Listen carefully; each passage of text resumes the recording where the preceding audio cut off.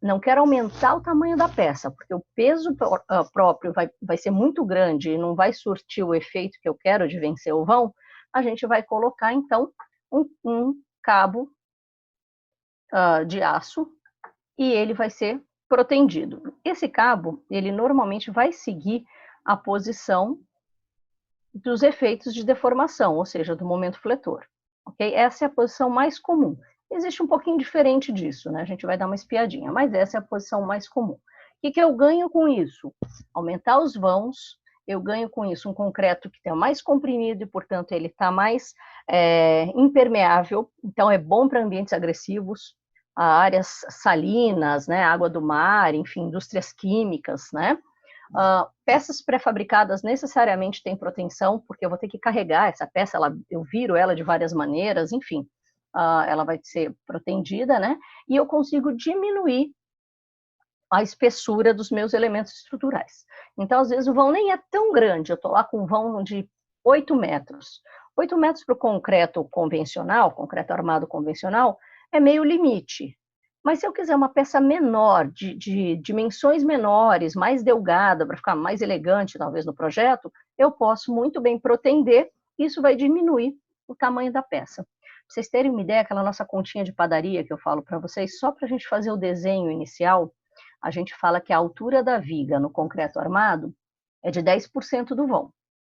Portanto, para uma viga de 10 metros livres, eu teria de altura 1 metro, 10% do vão.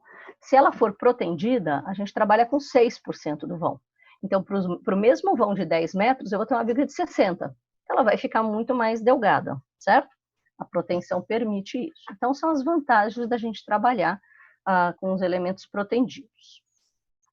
Aqui uma outra possibilidade do cabo reto, tá? Isso vai depender muito da carga que você está lançando em cima do elemento estrutural, tá certo? Uma outra possibilidade de você ter o cabo protendido na parte de baixo, quando você tiver um excesso de deformação. Então, enfim, essas posições, elas vão de acordo com o cálculo estrutural que a gente faz, das cargas que a gente coloca, tá? Mas o fato é que um cabo protendido vai ter todas aquelas vantagens que a gente comentou. Quando eu vejo o corte de uma viga, na laje, enfim, aqui no caso é a viga, né? A gente vê os estribos, ok? A gente vê a armadura passiva, que a gente chama, e a gente vê alguns cabos um pouquinho mais altos, normalmente, e mais grossos, tá? Que são, então, os cabos que serão protendidos. Essa é a ideia. Bom, aqui a gente está vendo uma mega viga, ainda vou falar desse projeto para vocês, com vários cabos protendidos. Vocês percebem que os cabos, normalmente, eles estão envoltos numa capinha, que costuma ser azul. Isso porque a gente tem proteção de dois jeitos. Ou eu protendo antes de concretar, e aí eu não preciso dos cabos, ou eu vou protender depois de concretar. E aí esses cabos são lubrificados, né, por essa capinha. Já vamos falar disso. Mas então a gente vê aqui, ó, várias posições, né? Alguns seguindo as linhas de deformação e lá embaixo também. Isso é uma viga muito grande, essa viga é do edifício Pátio Malzone, lá o prédio da Google, né, na Faria Lima. Eu vou mostrar esse projeto para vocês, tá? Então, assim, uma infinidade de cabos aqui para poder vencer os 45 metros que eles têm. Eventualmente, eu posso fazer a proteção pelo lado externo da viga. Quando isso é usado? Ó, os cabos estão do lado de fora. Isso é usado normalmente para fazer reforço, patologia. Então, a viga não ficou legal, não deu certo, ou eu estou precisando aumentar a carga, a gente faz muito isso para viaduto. Eu tenho lá um viaduto, ele é mais antigo, foi dimensionado para uma carga, e hoje, bom, eu tenho, sei lá, caminhões mais pesados, enfim, a estrutura está mais pesada, tem mais carga. Eu preciso reforçar essa estrutura. Então, uma forma de fazer isso, por exemplo, é fazer os cabos de forma externa, e aí protender. Então, isso aqui que a gente vê, ó, os cabos estão colocados por fora da estrutura, eles vão ser protendidos, mas eles estão ancorados, ou seja, presos na estrutura. A hora que eu puxar e protender, vai comprimir a estrutura como um todo. Então, funciona também. Obviamente, não é tão eficiente como colocar dentro da estrutura, mas vai funcionar muito bem, certo? Então, só mesmo para reforços. Aqui a gente está vendo alguns reforços também feitos em viga. Então, imagina que eu estou aqui numa edificação e quis mudar o uso. Eu tinha vários pilares, isso vai acontecer bastante ali naquelas casinhas da Vila Madalena, da Vila Olímpia, né, que era uma casinha e de repente aquilo virou um barzinho ou um outro uso qualquer. Eu quero tirar um pilar para aumentar o ambiente. Toda vez que eu tiro um elemento estrutural, eu preciso colocar um outro no lugar. Então, possibilidades. Se eu tirei um pilar, por exemplo, aqui, quais são as minhas possibilidades? Eu posso vir aqui embaixo, ó, e colocar uma viga metálica, que é aquilo que eu sempre comento com vocês. Entrou lá num barzinho na Vila Olímpia e na Vila Madalena, principalmente, a gente entra num restaurante, você vê uma viga metálica numa estrutura que é toda de concreto e tijolinho. E ela está mais baixa, porque ela vai entrar aqui embaixo, né? Então, ela acaba mexendo um pouco no pé direito. Para não precisar fazer um forro e fechar tudo e baixar o pé direito todo, essa viga fica aparente e, em geral, os arquitetos acabam destacando essa viga. Passa uma cor vermelha, um preto, alguma coisa que sobressai, todo mundo vai ver essa viga, mas é só naquele ponto que o pé direito fica um pouquinho mais baixo. Isso é uma possibilidade. A outra é você reforçar a viga existente. Então, aqui o que eles estão fazendo é colocando uma armadura a mais, colocando cabos de proteção, e aí vão concretar, envolvendo essa seção que era menorzinha, né, da viga, concreta tudo isso e depois faz a proteção. Com isso, você não mexe no pé direito, isso aqui vai ficar tudo, vai descer um pouquinho só, né, por conta aqui por conta dos estribos, vai descer um pouquinho, mas é pouca coisa, e você consegue a resistência que você precisa. Então, aqui é refeito o cálculo da distribuição das cargas, sem aquele pilar, e o reforço da viga suficiente para resolver esse caminhamento de cargas, ok? Aqui é a mesma situação a gente vendo num outro ângulo, né? Então, ó, percebam que os cabos de proteção estão na parte de baixo. A viga aqui, ela está sendo muito mais alargada do que aumentada em altura, justo para não perder pé direito, tá certo? Essa é a intenção. Então, pronto, é um outro uso legal também para elementos protendidos. Aqui a gente está vendo um sistema de laje protendida, também muito usual. Toda vez que a gente passa, gente, de 8 metros, 10 metros é o limite, assim, 8 metros, vai, para o concreto armado, tá? Passou desse vão de 8 metros, proteção. A gente fica com elementos mais leves, a estrutura funciona super bem.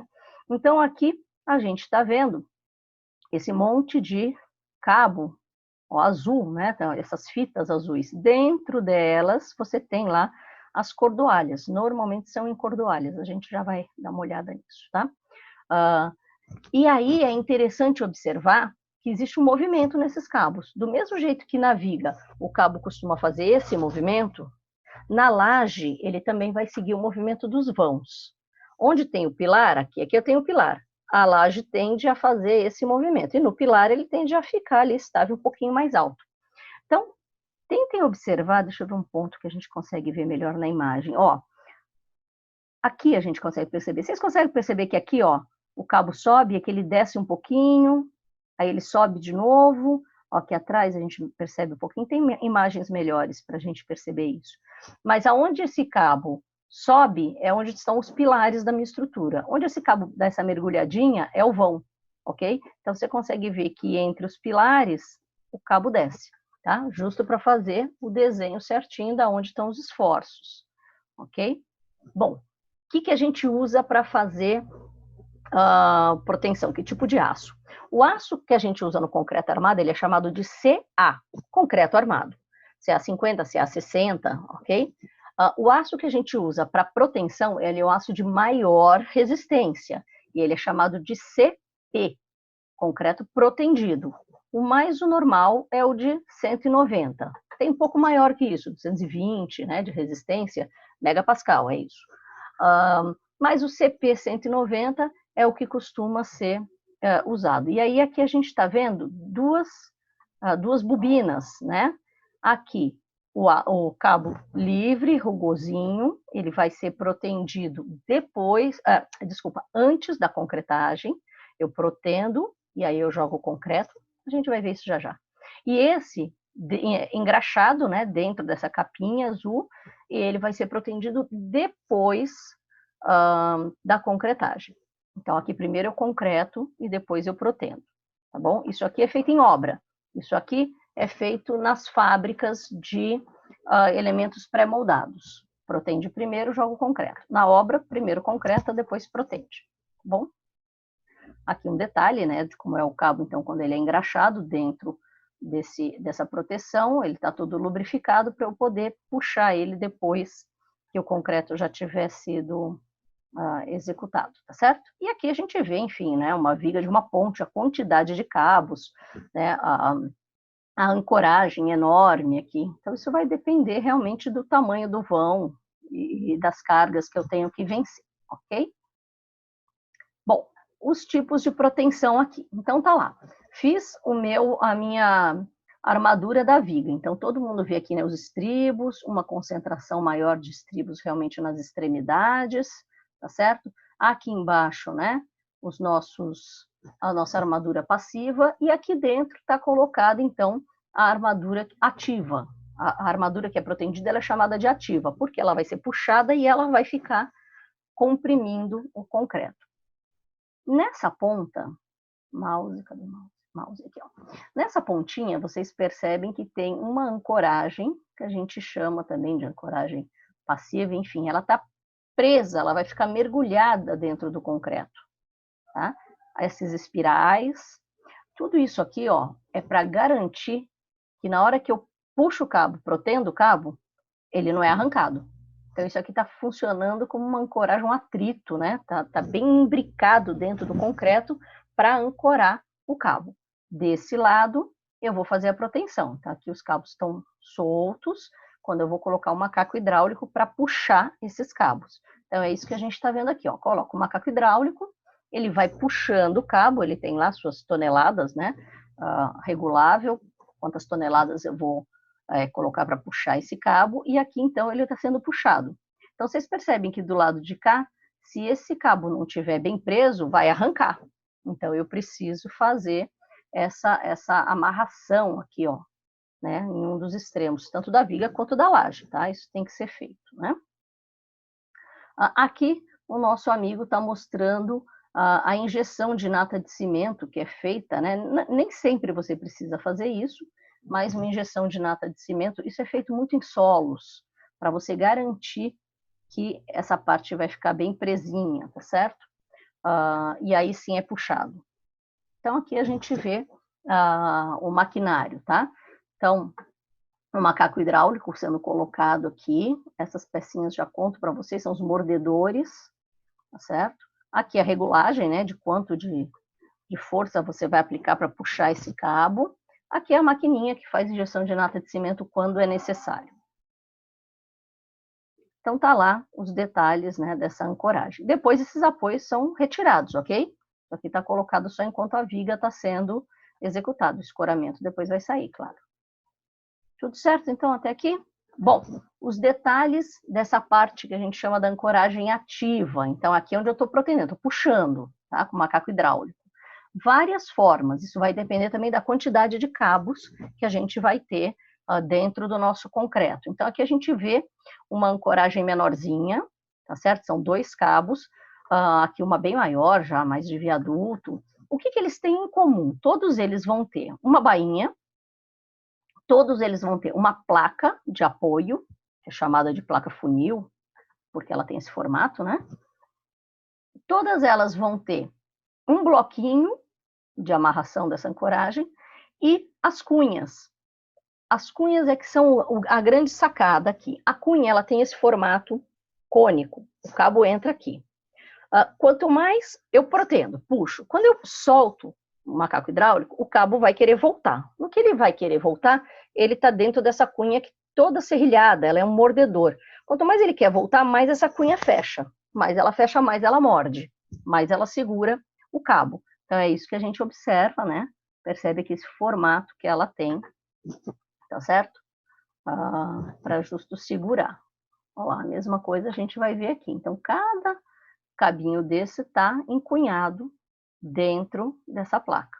E aqui a gente está vendo o lado passivo, né? Onde essas espirais vão ajudar a segurar e a travar esses cabos dentro da peça, para não sofrer o arranque, ok? Aqui, de novo, a gente está vendo em laje, tá? Então, vocês conseguem perceber, né, que sobe, depois desce de novo, tem um movimento aqui, né, nesses cabos, justamente acompanhando onde estão os vãos maiores, então, onde ela mergulha, porque é onde está o vão, tá? E aqui já sendo feita a concretagem para depois protender os cabos, né? Então, para os vãos grandes. Aqui nosso amigo jogando a nata de cimento dentro, né, onde precisa, tá certo? Aqui de novo, né, a máquina que faz a injeção de nata de cimento. Então, esse é o processo de execução dessa proteção, ok? Vamos dar uma olhada aqui no caso do edifício Malzone que eu falei para vocês, né? O que acontece nesse caso? A gente tem uma tremenda viga de transição nesse edifício, porque aqui você tem um prédio. Esse complexo ele é formado por 3 blocos em termos de estrutura, né? Bloco A, bloco B e bloco C, ok?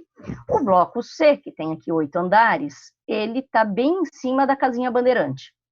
Então, aqui é a Faria Lima, né? Aqui é um espaço que é bem permeável, as pessoas podem passar, a casinha Bandeirante está emoldurada aqui. Então, como ela é um patrimônio preservado, esse edifício não poderia descer aqui. Então, eles optaram por, em vez de deixar 2 edifícios só, ocupar essa área toda, estamos na Faria Lima, né, a gente metro quadrado carésimo, ocupar essa área toda e jogar toda a carga desse edifício para os pilares laterais. Para fazer isso, a gente usa um elemento de transição, né, que é a viga de transição. Então, os pilares que vêm dos andares de cima vão descarregar todos numa viga de transição que vai jogar a carga para os pilares laterais. Qual é o problema quando a gente faz isso? A gente acaba criando uma viga muito grande. Por que em geral, um professor de estrutura, ou mesmo a engenharia como um todo, pergunta se realmente a arquitetura precisa dessa transição? Porque as vigas de transição são elementos extremamente sobrecarregados. Imagina que a linha de deformação, a gente sabe que faz isso, né? Então, aqui no meio é onde eu tenho o ponto mais crítico de deformação e de momento fletor. Aí eu vou lá e jogo uma carga concentrada aqui no meio. Então, eu só estou piorando o efeito em cima da viga. Claro isso para todo mundo? Então, é sempre um elemento que a gente procura evitar. Nunca é um elemento de solução rápida. Sabe aquela gambiarra? Assim, preciso deixar o meu térreo livre, já fiz aqui meu hotel, mas o térreo precisava ficar livre. Vou socar aqui uma viga de transição para resolver esse problema. Lembra que eu falei para vocês que o concreto armado, a gente faz aquela continha de padaria ali só para desenhar 10% do vão? Então, na nossa viga de 10 metros, ela tinha 1 metro, né? Protendida, 6% do vão. Então, naquele vão de 1 metro, a gente ficaria com 60 centímetros. Uma viga de transição, a gente trabalha com 20% do vão. Então, se o vão for de 10 metros, a viga vai ter 2 metros. Percebam que não dá para a gente improvisar uma viga de transição no térreo do hotel, né? Você vai perder o pé direito, ok? Então, ela tem que ser pensada antes. Eu não tenho problema em usar, mas eu preciso pensar ela antes, porque, em geral, esses elementos, eles são realmente bem parrudos, tá? As dimensões são grandes, por conta dessas cargas concentradas. Certo? Isso para todo mundo? Ok, então, vamos dar uma olhada lá, tá lá, né? O terreno da Faria Lima, a casinha Bandeirantes preservada, tá certo? Aqui, a intenção inicial era montar esse edifício inteiro em estrutura pré-moldada, porque sobe muito rápido. Logo, eu posso alugar um edifício corporativo de alto padrão, o que o incorporador, enfim, empreendedores e construtora querem alugar o mais rápido possível, certo? Mas a prefeitura não libera construção com elementos pré-moldados em grandes avenidas, porque você para o trânsito para poder trazer as peças, tá? Não tem condição você parar o trânsito da Faria Lima, da Paulista. Então, lá o shopping Cidade de São Paulo, a Paulista, também não pôde usar pré-moldados, porque é o caos dentro da cidade, tá certo? Então, eles tiveram que fazer o edifício inteiro com concreto bombeado, feito na obra, enfim, trazido, né, das usinas de concretagem, tá certo?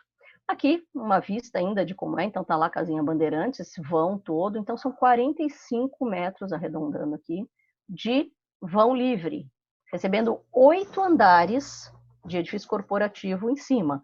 Detalhe, os edifícios corporativos têm vãos grandes, os pilares são afastados.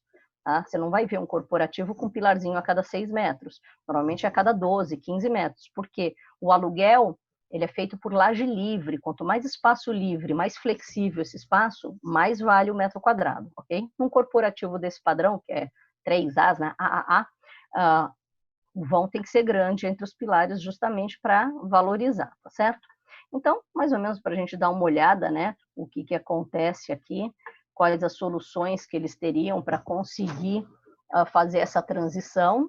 Então, eu comentei com vocês, né, que não poderia fazer sistema metálico, nem sistemas pré-moldados, porque interdita a Faria Lima, e então eles resolveram fazer vigas de transição concretadas na obra, tá certo?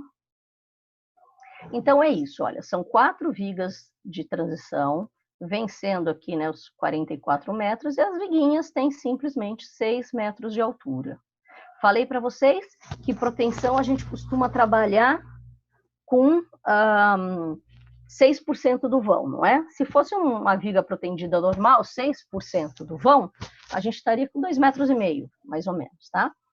Se fosse pensar numa viga de transição, 20% do vão, daria 8,80 metros de altura.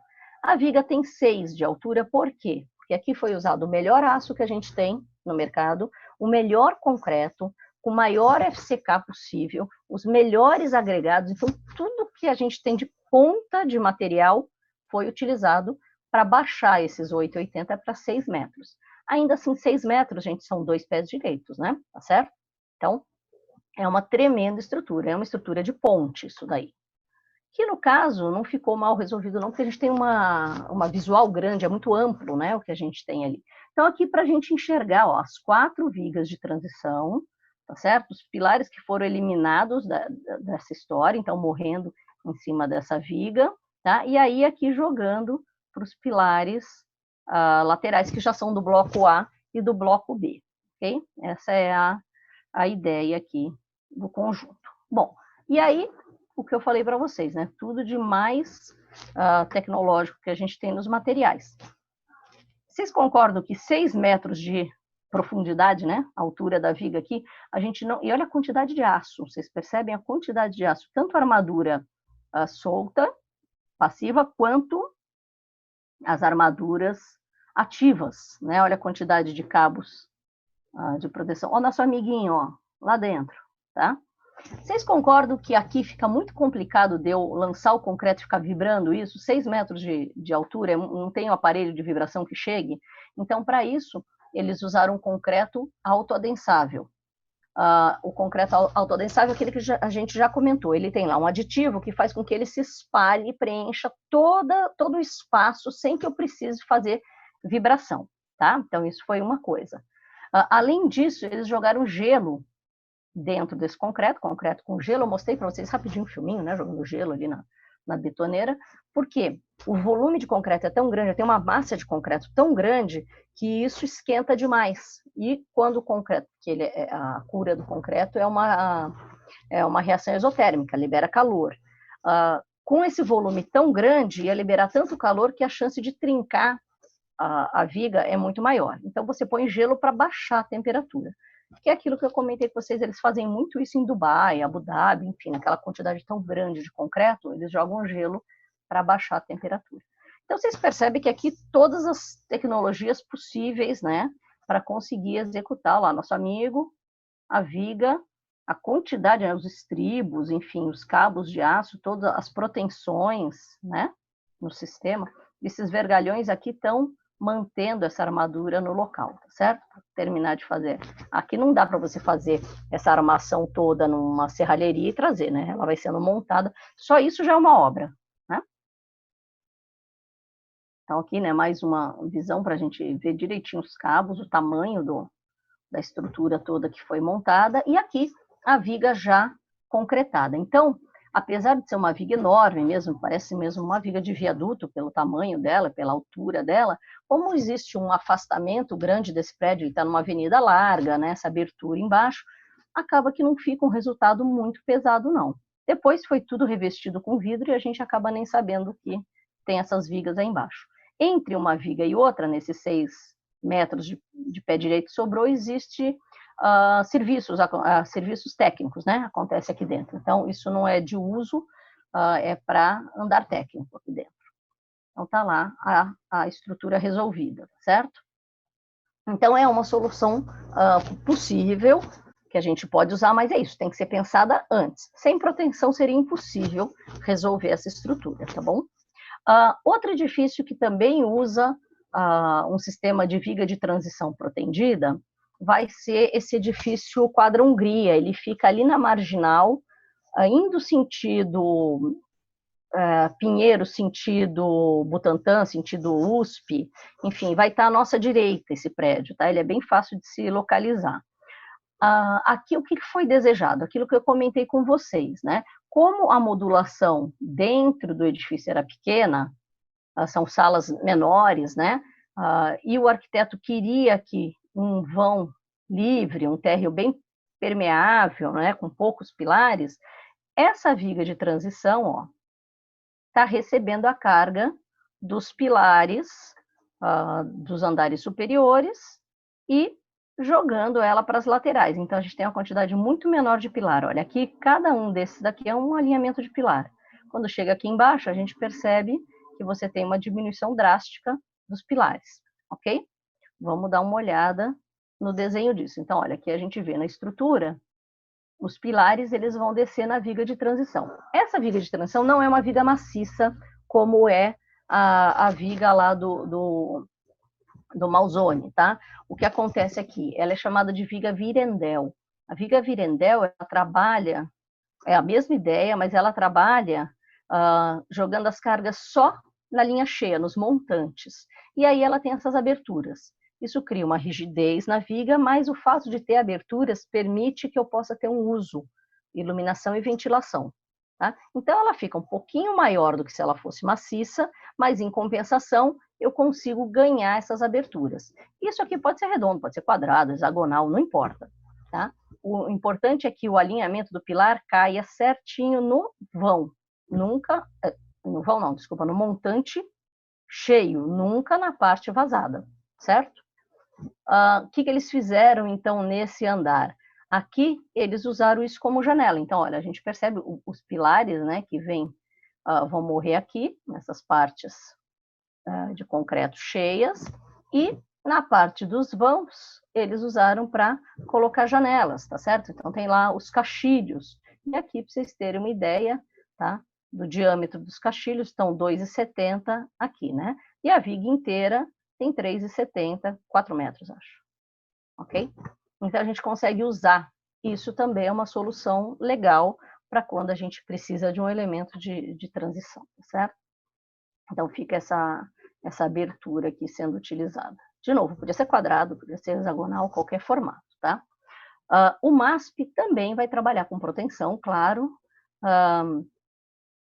O MASP tem uma referência muito bacana para a gente, porque já é uma obra mais antiga, tá? Com aqueles 70 metros de vão, certo? Mas, olha, aqui a ideia dessas vigas foi jogar a carga para cima, né? Então, essa laje aqui, ela é suspensa por tirantes, a laje do meio é apoiada num dentinho que a gente não vê aqui, mas grande parte da carga está apoiada na parte de cima. Isso também é um sistema estrutural legal da gente usar. Eu suspendo toda a estrutura. O que acontece quando eu faço isso? Embaixo eu vou ter uma leveza, mas em cima as peças vão ficar parrudas, né? Então aqui as vigas vão ser de grande porte para poder dar conta de toda essa carga lá em cima. Então, para um vão de 74 metros, as vigas têm 3,50. Tá, vamos lá fazer aquela conta. Se fosse 10%, né? 74 daria 7,40. Se for só protendida 6%, daria 4 metros, né? Aqui, elas têm 3,50, porque além delas serem protendidas, elas são vazadas. Vamos dar uma olhada no desenho. Tá aqui, ó, para a gente ver a obra bacana, olha que legal, né? Vocês sabem que o MASP era todo cinza no começo, né? Ó, aqui a gente vê a laje de baixo, ela é suspensa por tirantes. Então, essa laje, ela não está presa diretamente nos pilares, tudo por tirante. Quando vocês forem ao MASP, quem sabe daqui a uns 2 meses ele abre de novo, né? Vão na sala de exposição central, Então, a gente entra no MASP por aqui, né? Ai, cadê o mouse? A gente entra por aqui, vai lá na sala de exposição central, tá certo? Aí, o que vai acontecer? Você vai até o fundo e tem uma grelha no fundo, que você consegue olhar e ver os cabos. Então, você consegue ver esses cabos, porque como eles estão periféricos, é na parte de corredores de serviço que a gente não tem acesso. Então, só no fundo mesmo a gente consegue ver, mas vocês veem os cabos lá embaixo, é bem divertido de olhar, ok? Essa laje, ela é uma laje nervurada, então a gente vê, né, várias vigotas. Essa está apoiada aqui num dentinho que tem nesse pilar, nesses pilares, tá? E essa última, ela está presa lá em cima, certo? Esse é mais ou menos o esquema estrutural. Então, isso aqui, ó, tá? Essa laje apoiada nesse dentinho que fica disfarçadinho, a laje de cobertura apoiada lá em cima e a outra tá pendurada aqui embaixo, né? Aí vou fazer a partezinho aqui, gente. Vamos lembrar de resmate.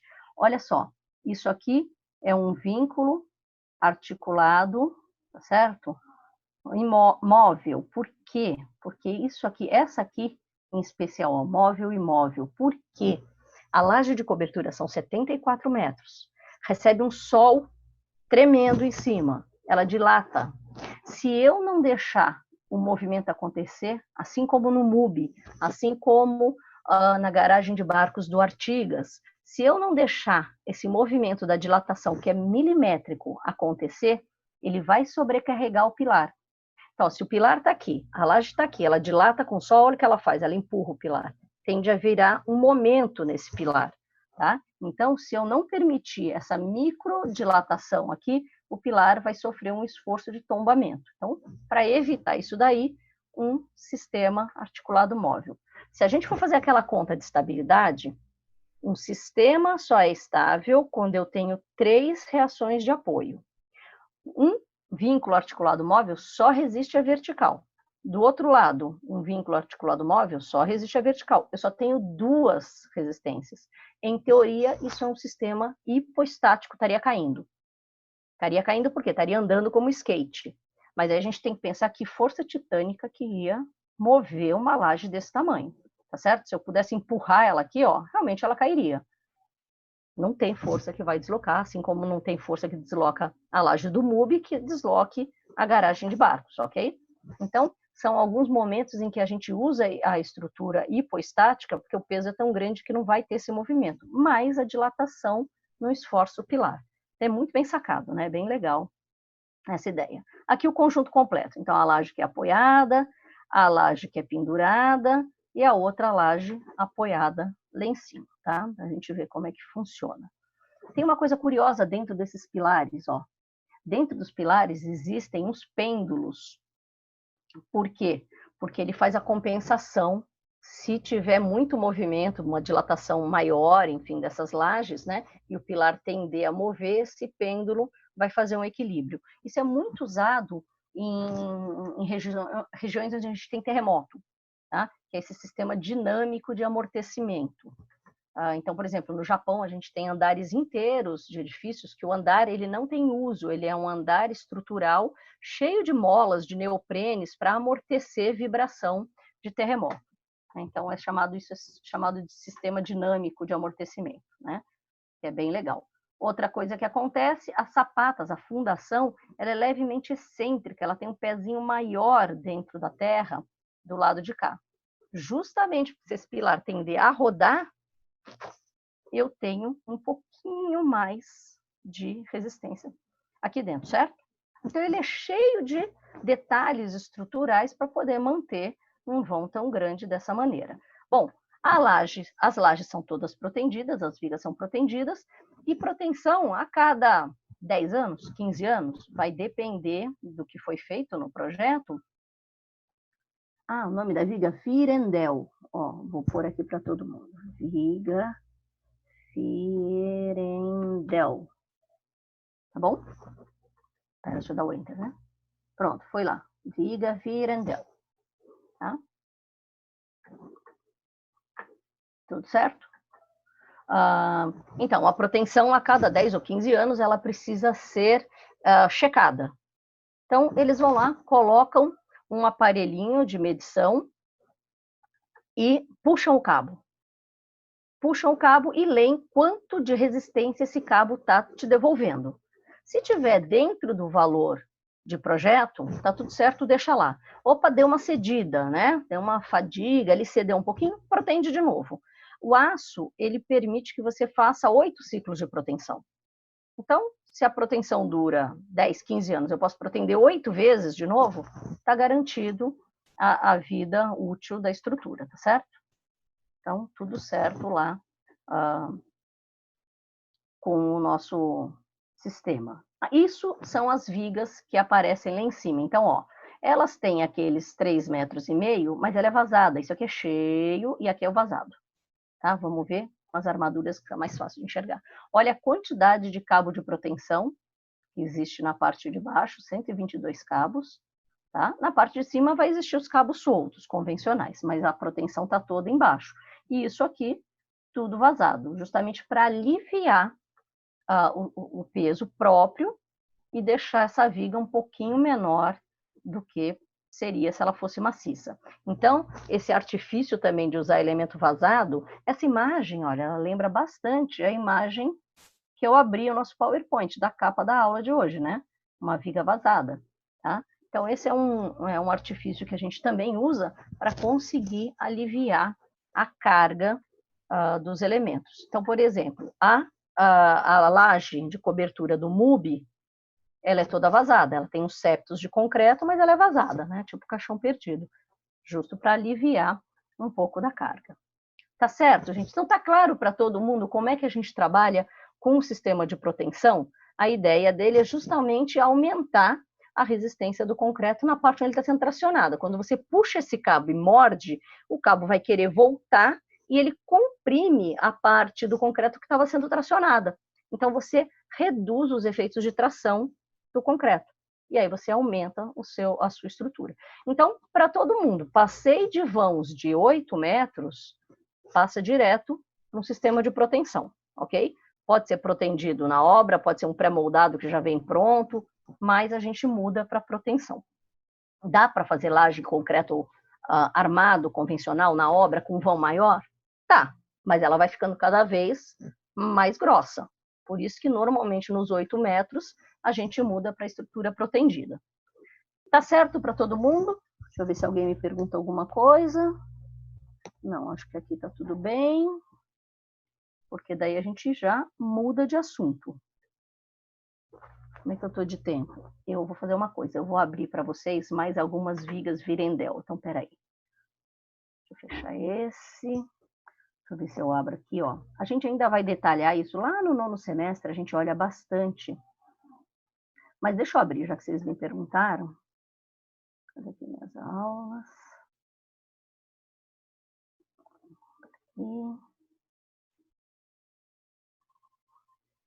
Vamos lá dar uma olhada em umas vigas Virendel a mais, porque é isso, vocês podem usar, podem adotar no projeto, mas precisa discutir antes com o professor, ou ver se o cliente, no caso, nas nossas obras do dia a dia, se ele tem interesse nesse gasto, né? Deixa eu ver. Ó, por exemplo, aqui, a gente já tem uma bem legal. Deixa eu compartilhar aqui com vocês, que daí vocês vão olhando junto comigo. Peraí, senão fica chato.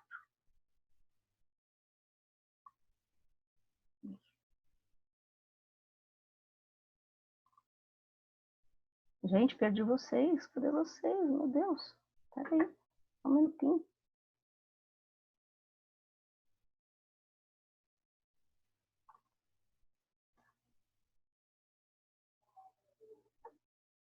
Peraí.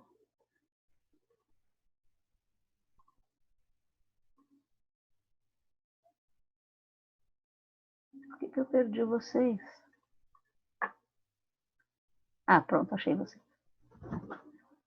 Então, aqui, vigas, né? Ó, vamos dar uma olhada aqui. Mas eu vou mostrar só as vigas de transição, tá? que são os elementos estruturais bem legais. Ó, então isso aqui, por exemplo, é um sistema de transição. O que, que é? O Sesc Bom Retiro. O que, que acontece de legal aqui? A piscina está em cima da quadra. Piscina em cima da quadra é típica situação, né, que eu tenho um problema de pilar. Eu não quero pilar na parte de baixo, mas a piscina dá muita carga. Então, o que, que eles fizeram aqui? Uma baita viga de transição, na verdade é um pórtico. Então, a gente percebe que é um pórtico porque aqui, ó, existe um reforço, né? Então, isso é uma estrutura rígida. Por que que precisa ser um pórtico? Porque se ele tiver mobilidade, a piscina lá em cima trinca. Isso não me interessa, certo? Então, ele funciona como um grande pórtico. E olha só o tamanho, eu estou vencendo 33 metros, tá certo? As vigas principais vão ter 3 metros de altura, né? Então, essas vigas vão ter 3 metros de altura. Isso aqui tem um pé direito enorme, então a gente precisa de um pé direito grande. Vocês percebem que a viga entra aqui encaixada para dentro, e é uma viga metálica treliçada. Né? As vigotas que atravessam para suportar a piscina, e aí eu consigo um pé direito bem grande aqui. Então, todo esse sistema, ele funciona como elemento de transição. Mas, de novo, ó lá, 3 metros de altura, com aço de alta resistência, certo? Então, fazer elementos de transição, beleza, mas tem que lembrar que ele vai comer pé direito e vai consumir gabarito da edificação, né? Então, é importante a gente levar isso em consideração, tá? Esse também é muito bacana. Olha, esse é o edifício poliesportivo da PUC, no Rio Grande do Sul. O que, que acontece aqui? A mesma situação. Eu tenho piscina, eu tenho quadras. É um edifício poliesportivo, eu tenho muitas quadras. Então, aqui eu também preciso de grandes vãos, tá? Então, olha, a piscina, aqui a situação é invertida. A piscina está embaixo, as quadras estão em cima. Mas, de novo, eu não posso descarregar os pilares embaixo, aqui onde é a piscina, tá certo? Então, o que está acontecendo aqui? Ó? Eu tenho vãos de 60 por 40, vamos trabalhar com de 40, tá? Um pouquinho melhor. Então, a viga de transição aqui, ela vai ter uma altura de 4 metros. O que, que vai acontecer? Se eu não quiser perder um pé direito de 4 metros, ou seja, o edifício ficaria mais alto 4 metros, eu vou usar a própria viga dentro do andar. Ela já tem altura de pé direito suficiente, tá? Então, o que, que vai acontecer aqui? Olha lá, as vigas já trabalham, o sistema de viga treliçada já trabalha dentro do andar. E aqui cabe à arquitetura fazer uma divisão, junto com a engenharia trabalhar essa estrutura, para que as quadras caibam no meio. Com isso, eu tenho um pé direito alto o suficiente para que as pessoas passem por aqui sem nenhuma dificuldade. Deixa eu ver quem está com dúvida. Peraí. Que eu falei do pré-dimensionamento. Então, peraí, um minutinho. Pré-dimensionamento rápido, que eu chamo de conta de padaria. Olha só. Viga de concreto armado convencional, 10% do vão.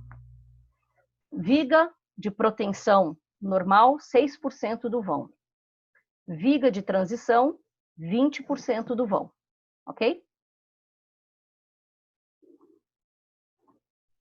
Isso, beleza, pronto. Bom, então vamos seguir aqui. Então, olha, a outra forma de eu trabalhar a viga de transição é isso. Então, aqui as pessoas podem passar pelo meio, eu tenho um pé direito alto, e com isso eu elimino os pilares que deveriam estar lá embaixo nessa piscina, tá? Então, o que, que eu fiz aqui? Eu criei uma transição onde eu uso o próprio edifício, tá? No caso, essa é metálica, mas é só para vocês entenderem o conceito. Então, olha, fica dessa maneira. Também é uma ideia bacana de se trabalhar. Mas vocês têm que lembrar que agora eu tenho uma viga dentro do meu edifício, o que eventualmente não é problema nenhum, tá certo? Esse nós já falamos, né? Deixa eu voltar um outro aqui, que também é metálica, mas só para a gente discutir o sistema construtivo. Vou voltar 2 para trás, que esse prédio eu acho incrível, ó. Aqui, ó. Deixa eu ver se eu tenho mais uma dele. Esse aqui, ó. Então, isso daqui é uma universidade, tá? Que pediu uma unificação de 2 edifícios antigos que já existiam, bem antigos, de tijolinhos, tá certo? E eles queriam, então, um espaço bem livre, que pudesse funcionar mesmo como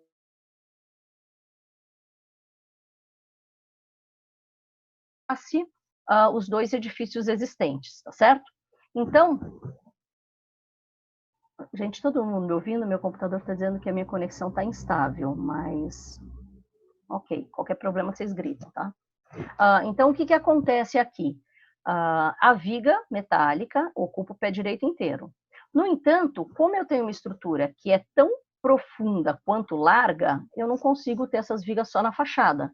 Elas vão aparecer também dentro da edificação. Então, aqui vocês veem ó, o predinho. Aqui vocês veem o prédio antigo, né? Aqui a gente vê melhor ó, os prédios antigos, tá certo? Ó. E isso aqui foi a área que foi projetada para fazer a conexão e ganhar esse grande espaço aqui, tá? Bem livre.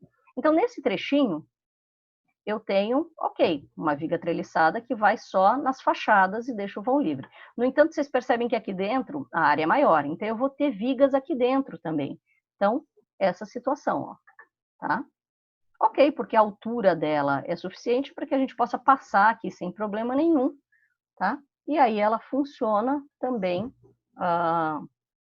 dessa maneira, né? Eu consigo colocar ela lá dentro, ela fica aparente dentro da edificação e problema nenhum. Certo, gente? Então, vou tirar dessa daqui para a gente entrar no nosso próximo assunto do dia. Então, bora lá dar uma olhada aqui nas argamassas armadas e na alvenaria estrutural, ok? Argamassa armada é uma passada rápida, eu comentei sobre a argamassa armada com vocês lá em materiais, mas vamos dar uma lembrada nisso, porque dá para fazer umas coberturas muito bacanas com argamassa armada. A argamassa armada também é chamada de ferro-cimento ou de microconcreto. O que acontece? Uma armação difusa, então ela vai ocupar toda a forma, todo o espaço, com camadinha de argamassa convencional, de cimento e areia, revestindo em cima e embaixo dessa tela. Mas é uma coisa muito fininha. Então eu vou ter assim 3, 4, 5 centímetros só de cobertura, tá certo? Então, isso não é uma coisa muito nova, já foi usado, ó, tempos bem antigos aqui, para construir essa cúpula aqui, ela ficou famosa, né, porque foi uma estrutura feita em argamassa muito leve, então a espessura final disso daqui é de 5 centímetros. Aí as peças foram feitas no canteiro de obra e depois isso foi tudo encaixado. Então, é um sistema bem leve, bem rápido de construção. Quem trabalhou muito com isso foi o Nervi, tá? Italiano, para justamente conseguir fazer grandes coberturas. Olha lá, 1940, 1950, no pós-guerra. Então, ele conseguiu fazer vãos livres de cobertura, olha, de 100 metros. Gente, 100 metros é um quarteirão. 100 metros, sem nenhum apoio intermediário. Então, é muito legal para fazer áreas de exposição, auditórios, né, áreas de shows de esporte. Então, você consegue fazer uma estrutura muito leve usando esse sistema de argamassa armada. No Brasil, quem curtiu a ideia, vai dar uma fuçada lá no Lelé, tá? O Lelé ficou conhecido pela rede Sara de hospitais, não é? Mas ele trabalhou muitos anos com a prefeitura de Salvador, das áreas periféricas, assim, onde você tinha uma carência enorme de escolas, de creches, e também de sistema sanitário, né, para fazer retirada de esgoto, de drenagem. Então ele bolou um sistema, uma fabriquinha de peças de argamassa armada para poder fazer peças em série e conseguir fazer essas creches e essas escolas. Depois, ele levou isso para o Rio de Janeiro. Então, as escolas no Rio de Janeiro, aí nos anos 80, foram feitas em série com essas peças de concreto, né, que eram muito bem boladas, as paredes eram duplas, tinham uma ventilação legal, um conforto térmico muito legal, né? Então, aqui a gente está vendo, ó, aqui a gente está vendo, né, o uso dessas peças. Vocês percebem que elas são muito fininhas, né, para fazer coberturas, para fazer os painéis, e tudo muito rápido, tá? A fábrica que ele montou, então essa aqui, né, em Salvador, justo para atender essa demanda aí de creches e escolas públicas, tá certo? Então, olha os painéis sendo feitos, tá? Todo o esquema de montagem, e daí era só transportar e montar. Então, é uma fabriquinha de pré-moldados, mas onde as peças são muito fininhas, então, no máximo de 7 centímetros, essas peças, né? Então, qual era a ideia? Você produzir uma quantidade grande, e daí já ir levando para montar a estrutura, que subia muito rápido. Então, eles conseguiam fazer uma escola com 10 salas de aula em 2 meses. Então, super rápido, né? Tá? Aqui, ó, para vocês verem como é que funciona. Então, pequena espessura, é uma coisa bem fininha, até para construção leve. Isso também é muito usado pelo pessoal da Embrapa para levar para o interior do Brasil uma tecnologia de se construir cisterna. O pessoal, principalmente no Nordeste, então eles ensinam para o pessoal como faz. Então, olha, a gente vê aqui que tem uma armação difusa, parece tela de galinheiro, né, uma um pouquinho mais robusta, tá? E aí, ó, a argamassa de um lado, a argamassa do outro. Então, vocês veem que é bem fininho. Aqui tá o nosso amigo já fazendo, ele faz a argamassa de dentro, coloca uma tela, uma lona só para segurar, depois ele tira a lona e faz a argamassa de fora. Então, é um método muito simples, muito barato, mas é excelente para cobertura. Então, pode ser uma coisa super rústica, que é o que a gente está vendo aqui, ou que o Lelé fazia com um acabamento muito bacana para baixo poder aquisitivo, mas pode ser também essas grandes coberturas do Nervi, tá? Que eram muito legais. Aqui a gente vê de uma forma bem simplesinha, ó, a ideia. Se você quiser fazer uma floreira, é só você colocar toda a armação, a tela de aço galvanizado e um pouquinho de argamassa de um lado, um pouquinho do outro, você constrói uma floreira, tá certo? Aqui a gente vê a cobertura, né? Do Tiradentes lá, ó, toda a cobertura é feita em argamassa armada. Aqui algumas peças de drenagem. Então é um sistema muito simples, mas que dá um efeito bem legal. Olha que bacana o padrão da creche que o Lelé fazia. Então a cobertura é dupla. Ó, por quê? Porque isso cria um colchão de ar e cria um conforto térmico bem legal. Mas vocês percebem que a pecinha é fina, né? É leve, é fácil de transportar, é fácil de montar, tá? Aqui também, ó, dele, a cobertura de um ginásio, né? Ainda ontem eu estava falando com os alunos sobre a questão da cobertura de estrutura metálica, que fica quente, precisa fazer um sanduíche, né? Com um polímero, um isopor, para abater a questão do calor. Aqui é feita com telha de concreto armado. Isso não é amianto, então não tem problema de saúde, né? E o concreto tem aquela questão da inércia térmica legal, né? Então o ambiente fica mais agradável. Então também é uma solução bacana para se usar em quadras poliesportivas, ok? Então, bem simplesinho, bem fininho. Ó, aqui a gente volta a ver a cisterna, mas é mais para vocês entenderem como é que funciona. Então, ó, toda a armação difusa vai correr em toda a estrutura, isso é uma necessidade, é uma cobertura, tá? E aí depois ele vem fazendo, passando a argamassa, coloca uma lona de um lado, argamassa o outro lado, depois tira a lona e argamassa o final. Aqui vocês estão vendo uma lona jogada na cobertura, só para evitar trinca. Lembra que concreto, quando cura, tende a trincar. Aqui, numa casquinha de 4, 5 centímetros, se trincar, você vai expor a armadura. Então, deixa coberto, molha, mesmo sistema de cura do concreto, tá certo? Então, aqui nosso amigo lá fazendo. Então, bem rústico, mas a nossa cobertura, a nossa cúpula pode ser feita dessa mesma maneira, tá? Em geral, a gente usa uma forma. Deixa eu ver quem está me perguntando. É uma estrutura autoportante? Ela é autoportante, sim. Autoportante. Tanto é que a gente não pode colocar muita carga, tá certo? Então, o sistema de argamassa armada é autoportante. Olha, aqui a gente está vendo as peças sendo feitas de forma individual no canteiro, né, com essa forma, e depois isso vai ser encaixado para montar uma cúpula. Um esquema meio geodésio, assim, tá? Super simples de fazer. Qualquer pedreiro é capaz de executar isso daí, tá? Ó, voltamos aqui ao Nervi, né? Agora aqui em Roma, uma cobertura de ginásio 60 metros, tá certo? Então, ó, se vocês olharem na obra, toda a armação, né, dá a volta na cúpula inteira e daí vem fazendo a concretagem, desculpa, a colocação da argamassa, tá, para fechar a cúpula. Atenção para o seguinte, detalhe estrutural aqui, bem fininho, não é? 7 centímetros, 8 centímetros, 4 centímetros, aqui 7 centímetros. Olha o que acontece na borda. Esse babadinho que aparece na borda, gente, não é simplesmente estética, ok? Lembram aquela história da resistência por forma? Deixa eu catar uma folhinha aqui, ó. Né? Vamos ver se dá para vocês verem, ó.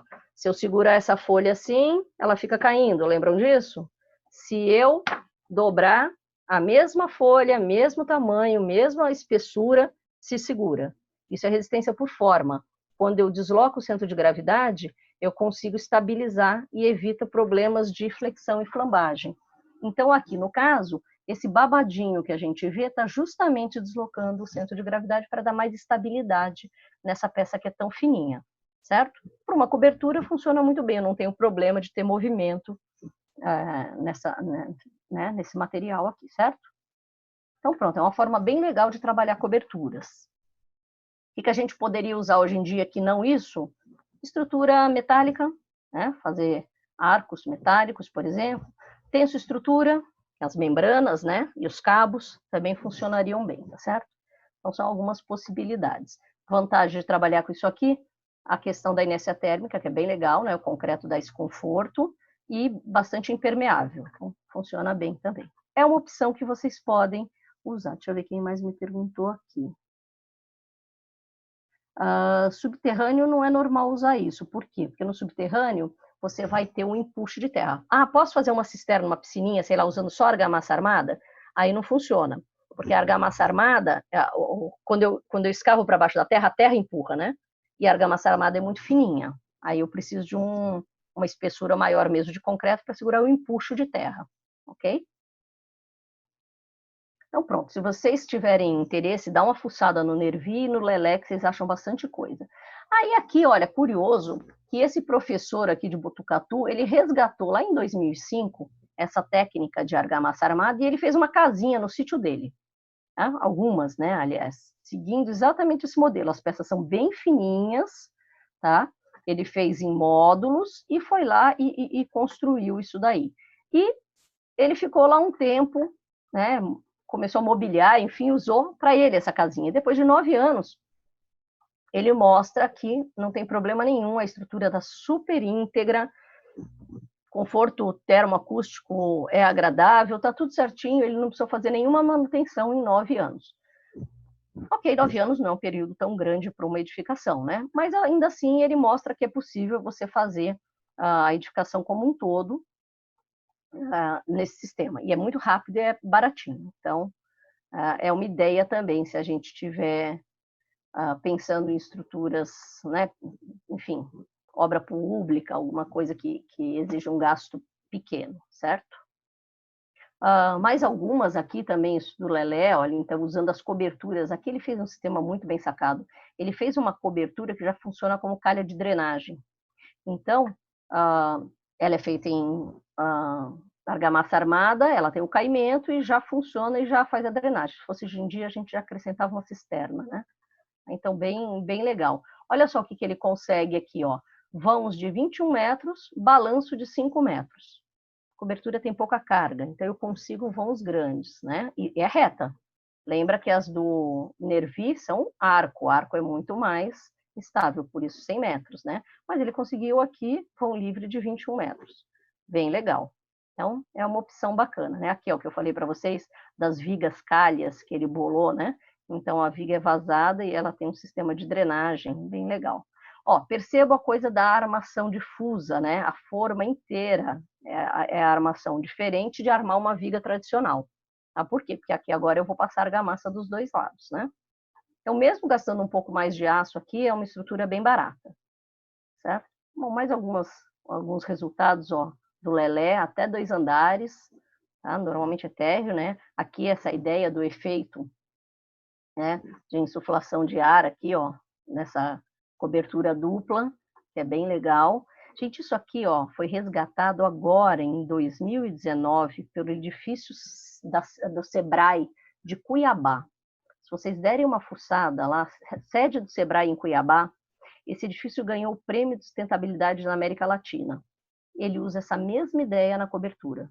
É um porte bem maior, mas se interessar, dá uma fuçada nesse aí, tá? Sede do Sebrae em Cuiabá. Bem bacana. Bom, detalhes da estrutura, como ele fez, né? Olha já aparecendo aqui, né? Aquele sistema de captação de ventilação que o Lelé usou nos hospitais da Rede Sara, né? Ó, as tomadas de ar para fazer troca de ar nos hospitais, que é uma coisa importante, né? Então, isso aqui foi um grande laboratório para ele, né? Para as obras depois. Bom, isso foi resgatado também com uma variação que é colocar isopor mas tem que ser o EPS reciclável, essa é a ideia, tá? E aí faz lá uma paredinha de argamassa armada de cada lado, e aí tem um baita painel com isolamento termoacústico, e isso é autoportante também para um andar, para um térreo, né? Então, essa casa inteirinha é feita com esse tipo de painel, depois vem só a cobertura em cima, né? Ou ela é feita também como vedação dos andares. Então, também é uma ideia legal, tá certo? E aqui a gente tem mais uma história divertida, que é a Casa Bola. A Casa Bola, ela fica ali na Faria Lima, com a Rua Amauri. Quando eu era criança, então, sei lá, 40 anos atrás, ela era muito visível, porque a Rua Amauri não era tão adensada, não tinha tanto prédio como tem hoje. Hoje essa casa está um pouco escondidinha, tá? Mas é um negócio bem divertido. O Eduardo Longo, ele fazia experimentos com formas esféricas, geodésias, enfim, e ele se interessou em fazer uma casa inteira em formato aqui esférico, usando argamassa armada. Ele começou fazendo coisas pequenininhas, ó, mas depois ele foi aumentando essa estrutura e conseguiu fazer a casa com 8 metros de diâmetro. E dá uma olhada na argamassa armada, olha, 2 centímetros de espessura, gente, nada, né?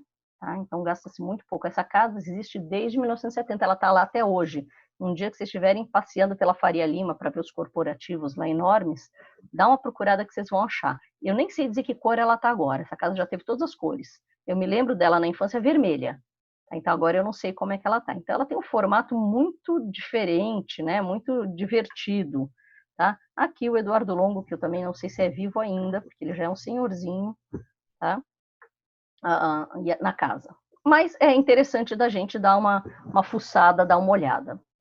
Tudo bem em relação a essa argamassa armada? Eu quis mostrar um pouquinho para vocês, porque é uma alternativa que a gente tem muito econômica para fazer, principalmente coberturas, certo? Mas é aquela coisa, é moldada em loco, ela demora um pouquinho para ficar pronta, tá? Tranquilo?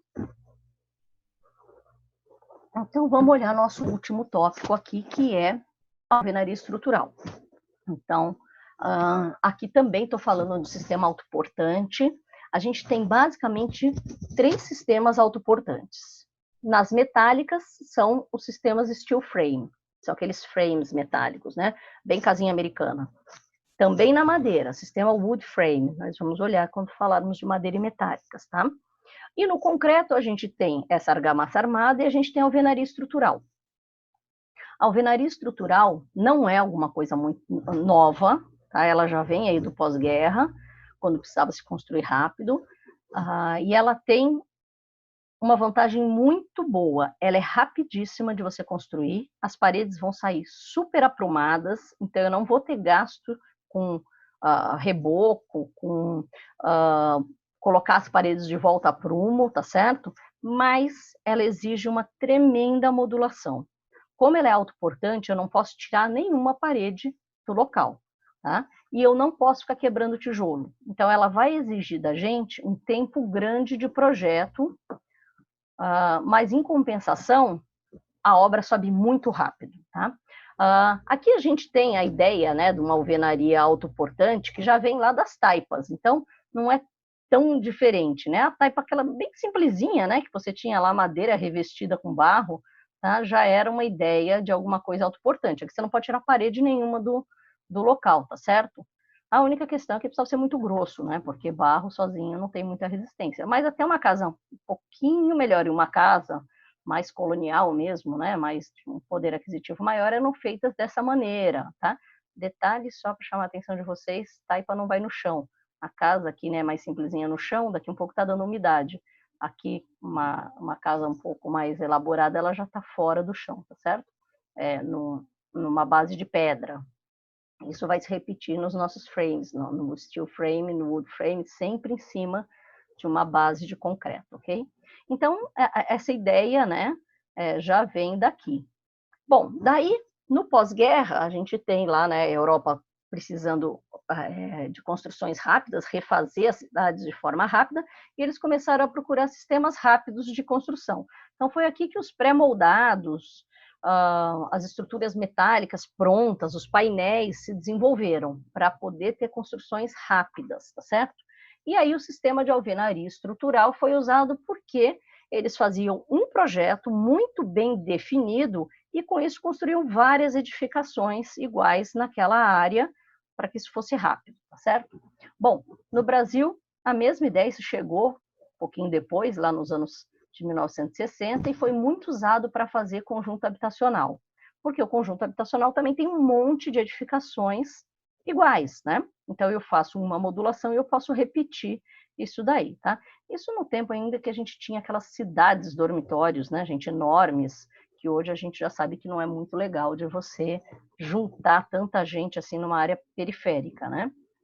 Mas, enfim, se eu ainda estou hoje fazendo um conjunto habitacional, que seja 3, 4 edifícios, enfim, ou algumas casas, a ideia da modulação funciona super bem, tá? Então, aqui a gente vê, ó, um edifício de 4 pavimentos, os blocos com 19 centímetros, que não é muito mais do que a gente tem, hoje eles já estão mais resistentes, portanto, um pouquinho mais finos que isso. Aqui, 12 pavimentos, tá? Então, né, vai subindo essa estrutura, ou seja, a alvenaria estrutural não tem limite de pavimento, 18 pavimentos, 20 pavimentos, tá certo? Desde que você use o bloco correto. Então, aqui a gente já está vendo, ó, 18 pavimentos, tá certo?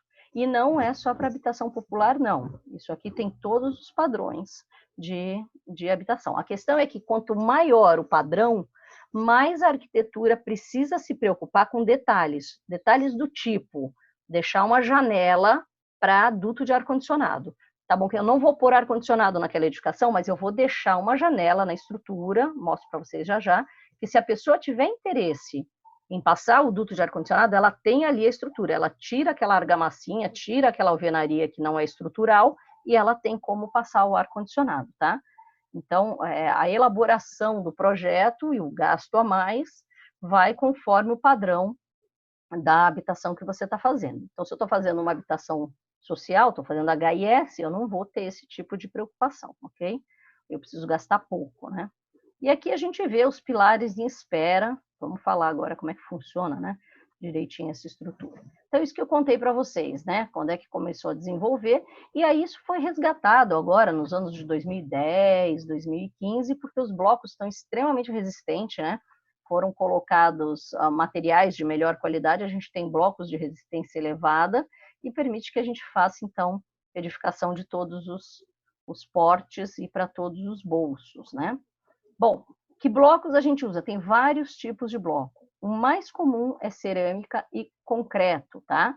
Para alvenaria estrutural. Concreto celular é aquele levinho, ele é usado para no máximo 2 andares. E tijolinho maciço também é uma alvenaria estrutural, aquele tijolinho de barro, tá? Mas aqui a gente também não usa mais do que 2, 3 andares. Tá? Então, se eu quiser fazer realmente muitos andares, os blocos estruturais de cerâmica e de concreto são os mais utilizados, tá? Então, vantagem de eu trabalhar com alvenaria estrutural. Eu não vou gastar forma, eu não vou gastar ferragem, né, a dobra da ferragem toda, aquela mão de obra de carpintaria, de serralheria, tá certo? Eu não tenho nenhuma perda, as paredes são dimensionadas em função da modulação do bloco, então se é o bloco de 20 centímetros, as paredes são múltiplos de 20, 2 metros, 2 metros e 20, 2 metros e 40, enfim, múltiplos de 20, porque o bloco que vai ser colocado ali, o pedreiro, não pode sobrar, não pode faltar, ele tem que ser capaz de fazer a parede inteirinha. Então, você não tem resíduo, você não tem desperdício, você não tem perda. A obra sobe super rápido, porque eu não preciso ficar esperando a cura do concreto, secar, nada, tá certo? O material tem resistência, nenhuma diferença, assim. Cuidado aqui, tá? Quando a gente fala em flexibilidade arquitetônica, significa que eu posso fazer várias formas, mas elas precisam estar pensadas durante o projeto. Então, o que não cabe em estrutura autoportante é improviso. Jamais. Nenhum tipo de estrutura autoportante pode ser improvisada, ok? Então, ó, desvantagens. Eu não posso remover as paredes porque elas são elementos estruturais. Então, preciso pensar direitinho como isso está feito, e eu não posso mexer no projeto depois que a obra está subindo. Então, não tem esses improvisos de obra, ó. Isso não existe, ok? Outra coisa, eu não consigo trabalhar vãos livres muito grandes. Então, aqui, os vãos que a gente vai conseguir trabalhar vai ser de, no máximo, 10 metros. No máximo, tá? Porque as lajes são em vigotas, né? E eu não posso ter vãos muito grandes porque eu concentro muita carga. Então, é uma estrutura muito adequada para residencial, certo? Esse é o grande uso, né? E, bom, claro, precisa ter junta de dilatação, porque com a parede inteira estrutural, eu não quero que ela tenha movimento. Vamos dar uma olhadinha nessa planta, ok? O que eu vejo aqui? Bom, toda vez que aparecer o bloquinho desenhado, é porque é uma alvenaria estrutural. Aqui tem alguns destaques, ó. O cruzamento de blocos, tá? Entram em destaque, tá certo? E o bloquinho hidráulico tá aqui, mas tá muito pequenininho. Vamos virar mais uma imagem, depois a gente vê melhor isso daí. Então, isso aqui já falei, né? Das modulações, tá certo? Da preocupação com racionalização, tudo tem que ser pensado antes, instalação, o sistema estrutural, tudo tem que ser pensadinho. Vamos para aqui, tá, para as imagens, olha lá. Então, isso aqui é uma parede que o pedreiro vai receber, esse desenho. O que eu vejo aqui? Primeiro, as paredes são numeradas. Então, essa é a parede 1B. Ok. Vai entrar na parede 1B a parede 19A. Então, tá lá marcadinho, tá? Xizinho aqui, né? Os blocos. Vai entrar aqui no meio do caminho a parede 21A. E do lado de cá, 23A. Então, as paredes todas são nomeadas. Do lado, a gente vai ver os blocos que vão ser usados. Bom, para fazer essa parede, eu vou ter 147 blocos comuns, de 2 furos. Eu vou ter 21 blocos, que a gente chama de blocão, que tem 2 furos e meio. Tá? Não vou ter bloquinho de fechamento. Opa, o que ele está marcando aqui? Ó? 36 blocos que vão ser grauteados, vão receber concreto fino dentro. Então, ó, onde as paredes se encontram, eu tenho um vergalhão de aço e aqui dentro eu vou jogar concreto. Já já a gente olha nas imagens, certo? Aqui, ó, ele vai deixar uma estrutura para ar-condicionado. Então, o que vai acontecer aqui? Isso é um bloco de alvenaria comum, não é um bloco estrutural, ok? O que mais que eu vejo aqui? Aqui está tudo grauteado, né?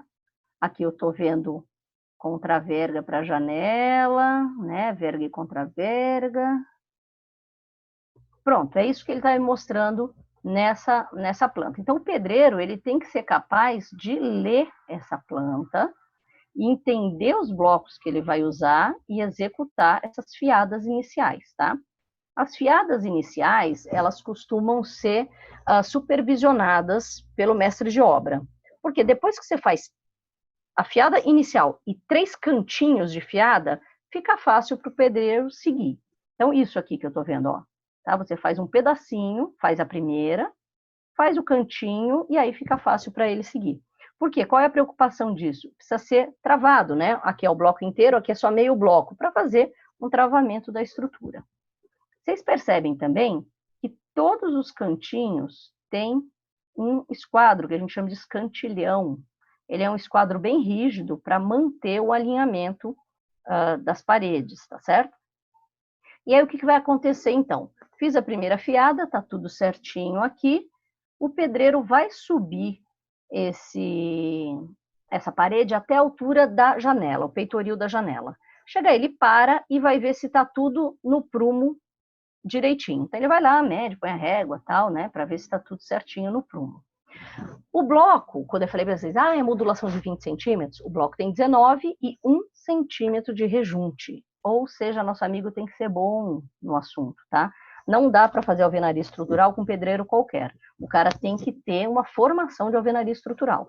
Porque senão ele não vai chegar aqui, ó, no fim da parede, com um bloco inteirinho. Se esse rejunte dele tiver mais de 1 centímetro ou menos de 1 centímetro, no conjunto, vai sobrar ou vai faltar. Então, realmente, a gente precisa de uma mão de obra melhor, tá? Nenhum fim do mundo, já. Um treinamento tranquilo, tá? Muito diferente de um treinamento de metálica, que o cara tem que saber fazer solda. É simples, mas ele tem que ser qualificado para conseguir executar isso, tá certo? Alguém quer falar alguma coisa? Tá. Bom, Detalhes, cheguei na altura da janela, o que vai acontecer? Eu vou mudar o bloco maciço, já vou mostrar os blocos para vocês, por bloco em canaleta, tá certo? E aí vou passar os vergalhões aqui dentro e vou encher isso com concreto bem fininho, que a gente chama de grout, né? Já falamos do grout, tá certo? Bom, conforme o projeto, eu vou descer os vergalhões de aço por dentro dos vazados do bloco, tá? Existe um transpasse de um vergalhão para o outro, então esse transpasse, né, é indicado 50 centímetros, pelo menos, de transpasse, tá? A gente abre uma janelinha, ou o bloco já é um bloco que a gente chama bloco espião, né, ou janelinha espiã, para a gente ver, jogar água, limpar, tirar a sujeirinha daqui de dentro, fecha esse negócio aqui e joga o grout lá de cima. Então vocês percebem que a altura é baixa, né? Por isso que a gente também para na altura da janela. Nunca se lança concreto a mais de 1,5 metro de altura. Nunca, porque senão o que vai acontecer? A pedra vai chegar no fundo e a nata de cimento vai parar nas paredes, ok? Então tá lá nosso amigo fazendo o lançamento, ok? Bom, a mesma coisa aqui, chegou na janela, ele está fazendo a verga, então é aquela canaleta para ele encher tudo isso. Isso vira uma mini viguinha, tá certo? Mesma coisa aqui embaixo na contraverga. Por que a gente reforça as aberturas? Porque aqui ficou um ponto frágil, né? Você vinha com uma carga descendo, de repente você tem uma parte vazada, então aqui vai ter concentração de carga. Então a gente reforça com vergas e contravergas justamente para evitar que você tenha problema de flexão, trincas, rachaduras. Tá certo? Gente, alguém está com o microfone aberto? Quem será? Pode ver para mim. Estou ouvindo uma criancinha gritando. Não está me atrapalhando, mas não sei se está atrapalhando a vocês. Só eu que ouço? Pode ser. Bom, tudo bem então com essa questão de verga, de contraverga? Ok? Então pronto. Bom, fiz até meia da janela, verifiquei, estava tudo no alinhamento. O alinhamento é a coisa mais importante, gente. Prumo. Pensa que a parede é estrutural. Se essa parede que tem que estar retinha fica torta, o que vai acontecer? A carga que desce aqui em cima, ó, vai gerar momento e essa parede vai tender a rodar. E eu não tenho ela armada para isso. Então ela tem que estar muito alinhada, tá? Por isso que o pedreiro tem que ser bem qualificado. Por outro lado, em compensação, depois eu passo direto um gesso de acabamento e não preciso me preocupar com pôr a parede no prumo, tá certo? Bom, beleza, cheguei lá na última fiada, vou verificar de novo se está tudo ok. Coloco a nova canaleta, aí vamos para as imagens que fica mais legal, né? E faço a concretagem do final, tá? Para as instalações hidrossanitárias, gente, shaft. O mais normal é shaft, tá certo? Mas na parede do banheiro, a gente tem um bloco, na parede da cozinha, a gente tem um bloquinho específico que é chamado de bloco dentado. Já chego nele. Então, ó, aqui a gente vê algumas possibilidades de shaft. Então, ó, a modulação já é feita para que eu encontre, por exemplo, banheiros e o shaft seja compartilhado, tá? Ou, vocês já observaram, às vezes, aqueles prédios que tem uma empena e, de repente, sai aqui, ó, um voluminho pequenininho, fechado? Você fala, nossa, que é isso? Normalmente é o shaft, tá?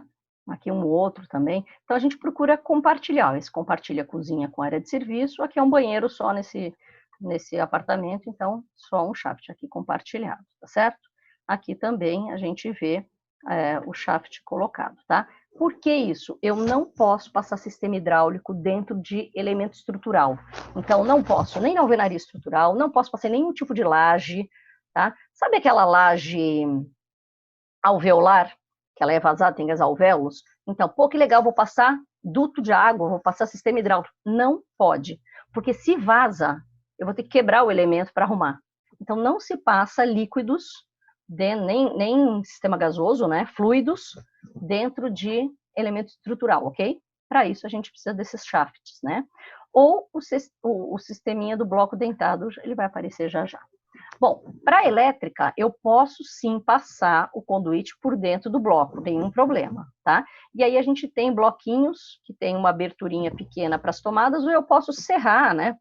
Fazer um furinho em um bloco. Dá atenção, quando eu falo que a gente não pode quebrar o bloco, eu não posso quebrar áreas, né? Um pedacinho do bloco para fazer interruptor, tomada, tudo bem, né? Mas estou lá, olha, instalação elétrica, né? Passando o shaft aqui, ó, pelas escadas, tá?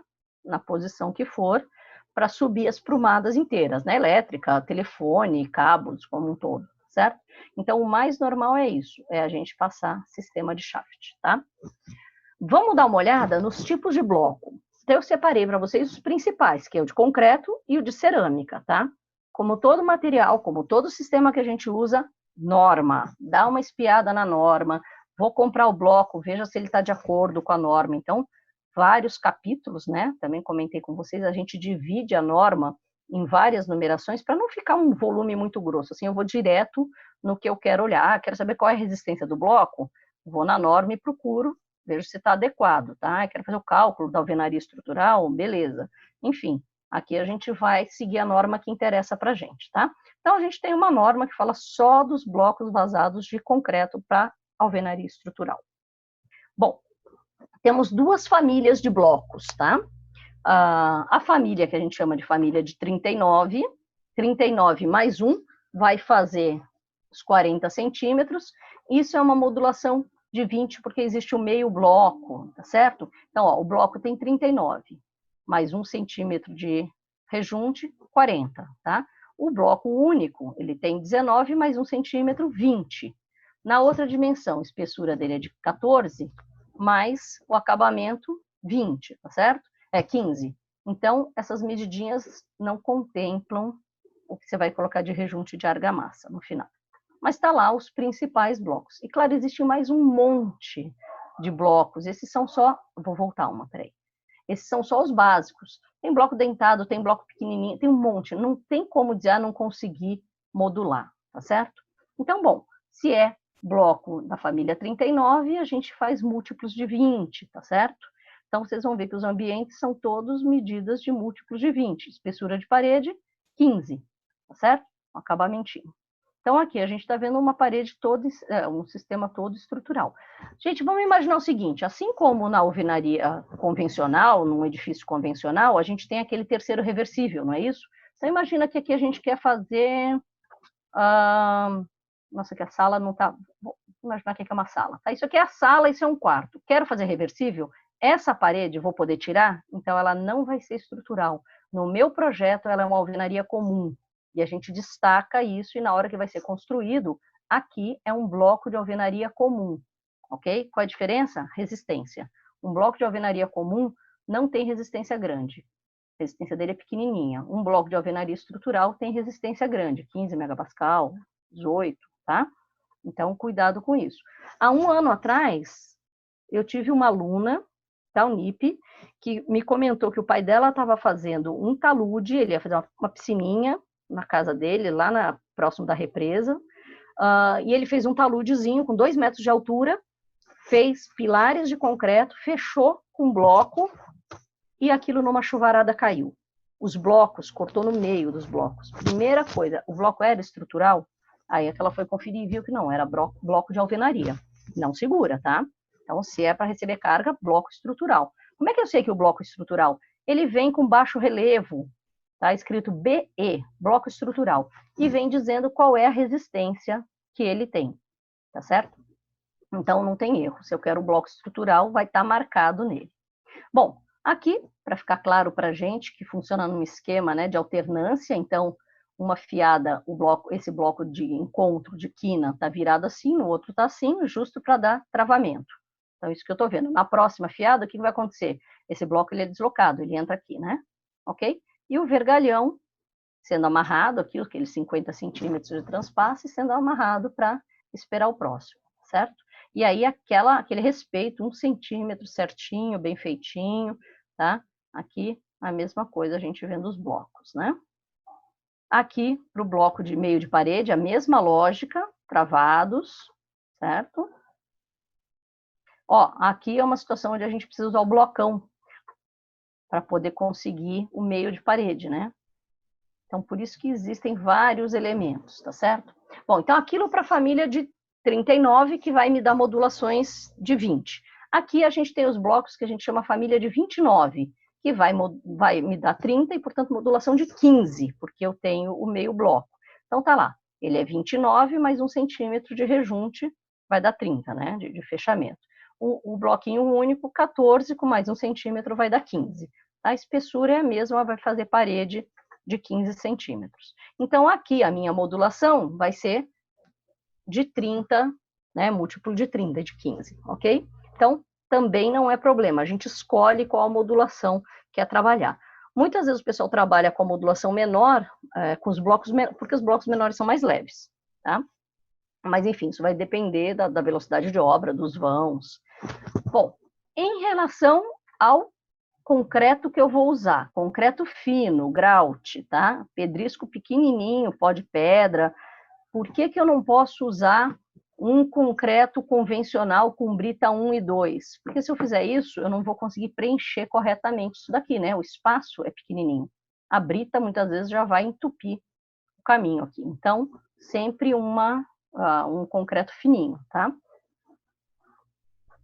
Bom, resistência do concreto mínima de 14 megapascal para fazer esse preenchimento. Então, aqui também é não é uma argamassa convencional, tá certo? E não pode ser muito seco, porque senão também não consigo concretar. Então, uma relação de água-cimento alta, ele é mais fluido, né, a gente percebe aqui, para poder fazer a concretagem. Aqui eu não consigo vibrar também, tá certo? Bom, aqui os detalhes para a gente ver da instalação elétrica. Então, olha o que eu comentei com vocês. Se eu não tenho, e já existe no mercado o bloco que vem cortadinho, para você colocar a caixinha de elétrica. Mas ok, não tem esse bloco, aqui você serra. É a única hora que a gente vai fazer um pouco de sujeira, né? Vai gerar resíduo, tá? Mas dá para comprar esse bloquinho pronto também.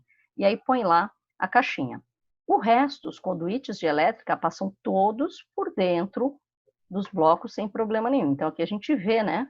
O pessoal já deixando os blocos. Então não tem aquela quebradeira de ficar rasgando parede para passar a fiação, tá certo?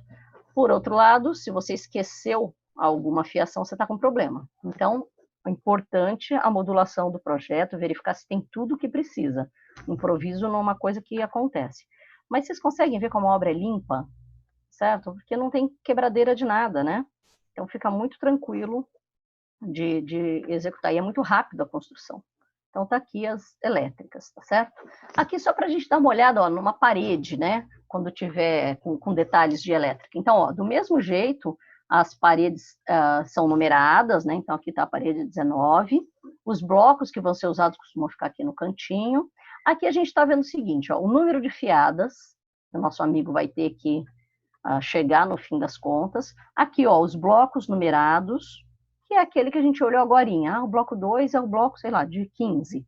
O bloco 8 é o bloco de 29, de 30, tá? Enfim. Aqui tem os detalhes de hidráulica elétrica que eu queria mostrar para vocês. Então, ó, bem neste bloco eu vou passar uma tomada auto-interruptor, ok? Então, tá lá desenhado. Então, nosso amigo sabe que esse bloco, ou ele já é um bloco aberto de elétrica, ou esse bloco vai precisar ser cerrado. Tá certo? Aqui, ó, tomada baixa. Então, o cara sabe que aqui está passando elétrica, tá certo? Aqui é o quadro de luz, está chegando e está saindo por tomada elétrica. Aqui também um pontinho de interruptor, tomada alta, enfim. E aqui o que eu comentei com vocês da hidráulica, normalmente ela vem em azulzinho. Quando vocês olharem aqui em planta, olha o que acontece nessa área. Vamos imaginar que aqui seja uma pia. Isso é o bloco dentado, ó. Então, aqui ele tem espessura normal e aqui ele tem meia espessura. Isso permite que eu passe aqui, ó, a tubulaçãozinha da pia, do chuveiro, que é um tubinho só, tá? Mesma coisa eu vejo aqui. Se é um monte de tubulação, gente, aí não, shaft. Mas, para chegar lá, distribuir no banheiro, enfim, na pia, eu posso usar o bloquinho dentado para fazer esse tipo de distribuição, certo? Que é esse bloco aqui, ó. Aqui eu consigo colocar aí algumas tubulações, essa imagem é muito ruim da gente ver, né, essa ideia, tá? De colocar essas tubulações de forma a não interferir, não fica embutido no furo e não estraga, não atrapalha a estrutura, ok? Então, isso que a gente percebe nesses blocos. Opa, preciso passar um monte de coisa? Shaft. Ok? Bom, aqui umas imagens para a gente ver, né, as janelas feitas, vergas e contravergas. Em geral, isso aqui é um elemento também já pré-moldado, tá? Então, não faz sentido eu trabalhar com uma alvenaria estrutural e os outros elementos serem tipo artesanato, tá? Então, de preferência, tudo pré-moldado. Então, essas vigotas que reforçam as aberturas de janela, ou você já tem ela pré-moldada no tamanho certo, ou você faz isso no teu canteiro. Mas na hora que você está subindo a edificação, você já tem essa peça, ok? Para agilizar o processo, tá? Mesma coisa em esquema de laje, tá? De preferência, ó, peças pré-fabricadas, ou aquelas vigotinhas, que depois você põe isopor, ou põe cerâmica, ou lâminas mesmo, né? Placas pré-fabricadas, coisa rápida, não faz o menor sentido subir a parede super rápido e ficar lá fazendo concretagem da laje, tá? Eu preciso de alguma coisa que já me permita subir os próximos andares. Então, sistemas pré-fabricados é o que vai fazer mais sentido nesse tipo de obra, né? Mesma coisa para a escada, ó. Ok, eu vou fazer a escada na obra, mas a escada já está feita. Você vem e encaixa a escada na posição correta. Não tem por que ficar perdendo tempo para fazer a escada, tá? Então, ela já está feita. É muito comum a gente ver escada metálica nesse tipo de obra, para justamente permitir velocidade, tá certo? Bom, o que precisamos ter no projeto para que realmente funcione bem? Planta de primeira e segunda fiada, o pedreiro precisa receber, que é aquilo que eu falei para vocês. Isso é o resumo do que a gente comentou, né? Porque ele precisa ter certeza que ele fez a primeira e a segunda fiada correta, o resto se repete, tá? Cotas, ele precisa saber a altura final dessa parede, ele precisa saber em que altura ele tem que chegar quando estiver lá no meio da janela, que ele faz a verificação, né? Porque ele tem que pôr certinho 1 centímetro de argamassa para fazer o rejunte, o encaixe dos blocos, tá certo? Ele precisa também dos detalhes de hidráulica e elétrica para ele saber onde vai colocar, tá? As fiadas precisam ser numeradas direitinho, aqui, enfim, sugestão, né, de escala, papel A3, enfim, um tamanho que seja fácil do pedreiro ler, ok? Então, isso é o resumo aqui dos nossos componentes. E aí, aqui de novo, para a gente ver em planta. Então, olha, eu olhei uma planta onde os bloquinhos estão aparecendo, alvenaria estrutural, ok? Vamos imaginar o seguinte, aqui era aquele reversível que eu falei para vocês, aqui. Então, essa parede eu quero tirar para ser reversível. Então, aqui, ó, ela vai ter uma outra textura, não seria bloquinho assim, tá? Seria uma parede convencional, só 2 linhas, porque daí isso mostra que essa parede não é estrutural. A gente pode fazer esse tipo de coisa, tá? Ele destaca sempre, né, como é que essa fiada inicial vai ser travada, então como é que é o primeiro, né, contato aqui desses blocos, tá certo? Ele pode marcar para a gente onde estão os grauteamentos, onde vão o aço, tá? Então, isso aqui conta para a gente as modulações, como é que vão ser feitas, certo? Então, tá lá os eixos puxados, né? Bloquinho dentado, então, para a estrutura, então isso aqui provavelmente é um banheiro, né? Então, com isso, o pedreiro já tem capacidade de ler a planta. Olha lá, apresentação em elevação, ok? O que falta aqui? Quais são os blocos usados, que a gente já comentou, numerar as fiadas.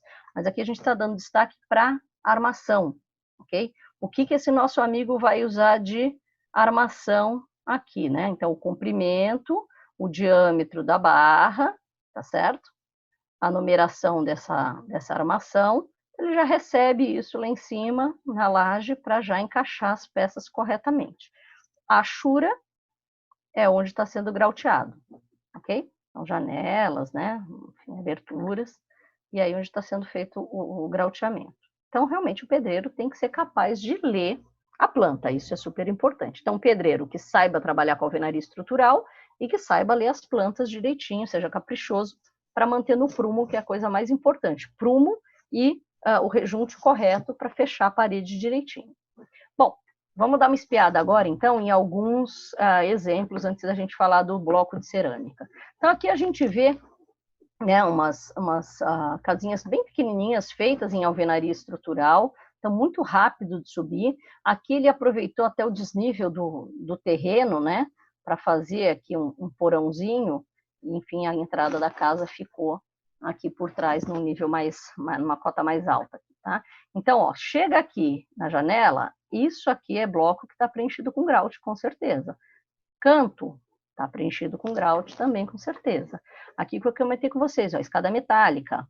Então, é só vir e encaixar a escada. Então, Então, realmente, precisa ser um sistema onde todos os elementos são rápidos, né? São industrializados, para poder fazer sentido direitinho, tá? Esse aqui ele deixou os blocos aparentes, passou uma resina para impermeabilizar e essa casa ficou aparente, tá certo?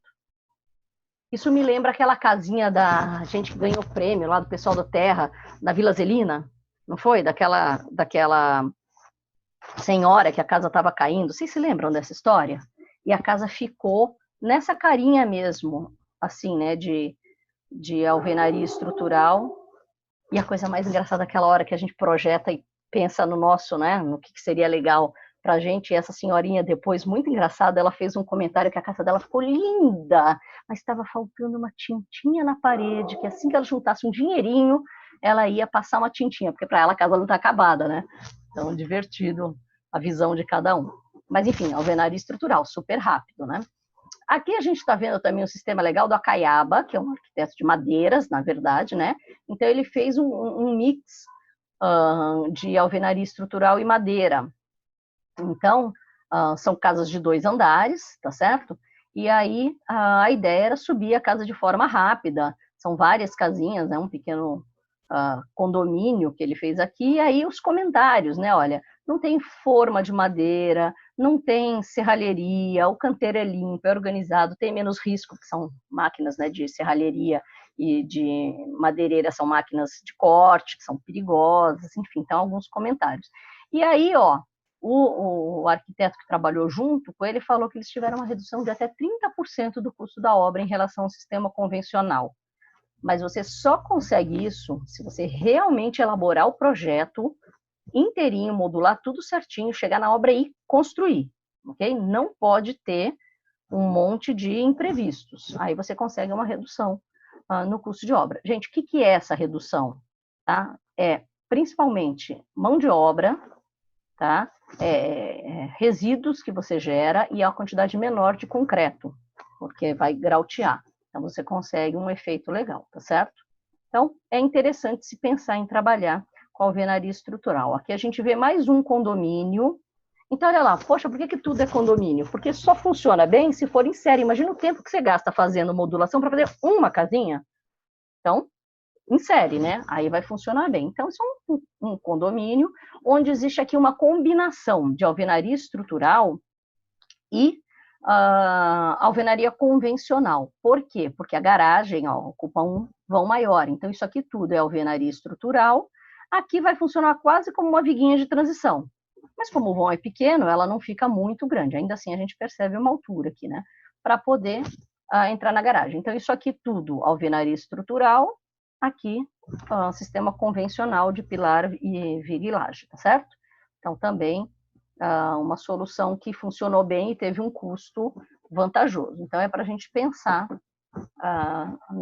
nesse tipo de uso, tá? Bom, a mesma lógica vai funcionar para alvenaria estrutural em cerâmica. Quando eu uso um, quando eu uso o outro? Em geral, o bloco cerâmico é mais leve que o bloco de concreto, tá certo? Em compensação, ele quebra mais. Isso é uma questão do que eu tenho na região, do que está com preço melhor. Os dois têm o mesmo tipo de desempenho, tá certo? Então, realmente não vai fazer grandes diferenças. Vale a mesma regra das famílias, de 29 e 39. Tá? Então, tá lá. Vale a mesma história do bloco estrutural ter um baixo relevo, marcando lá bloco estrutural e dizendo qual é a resistência que ele tem, tá certo?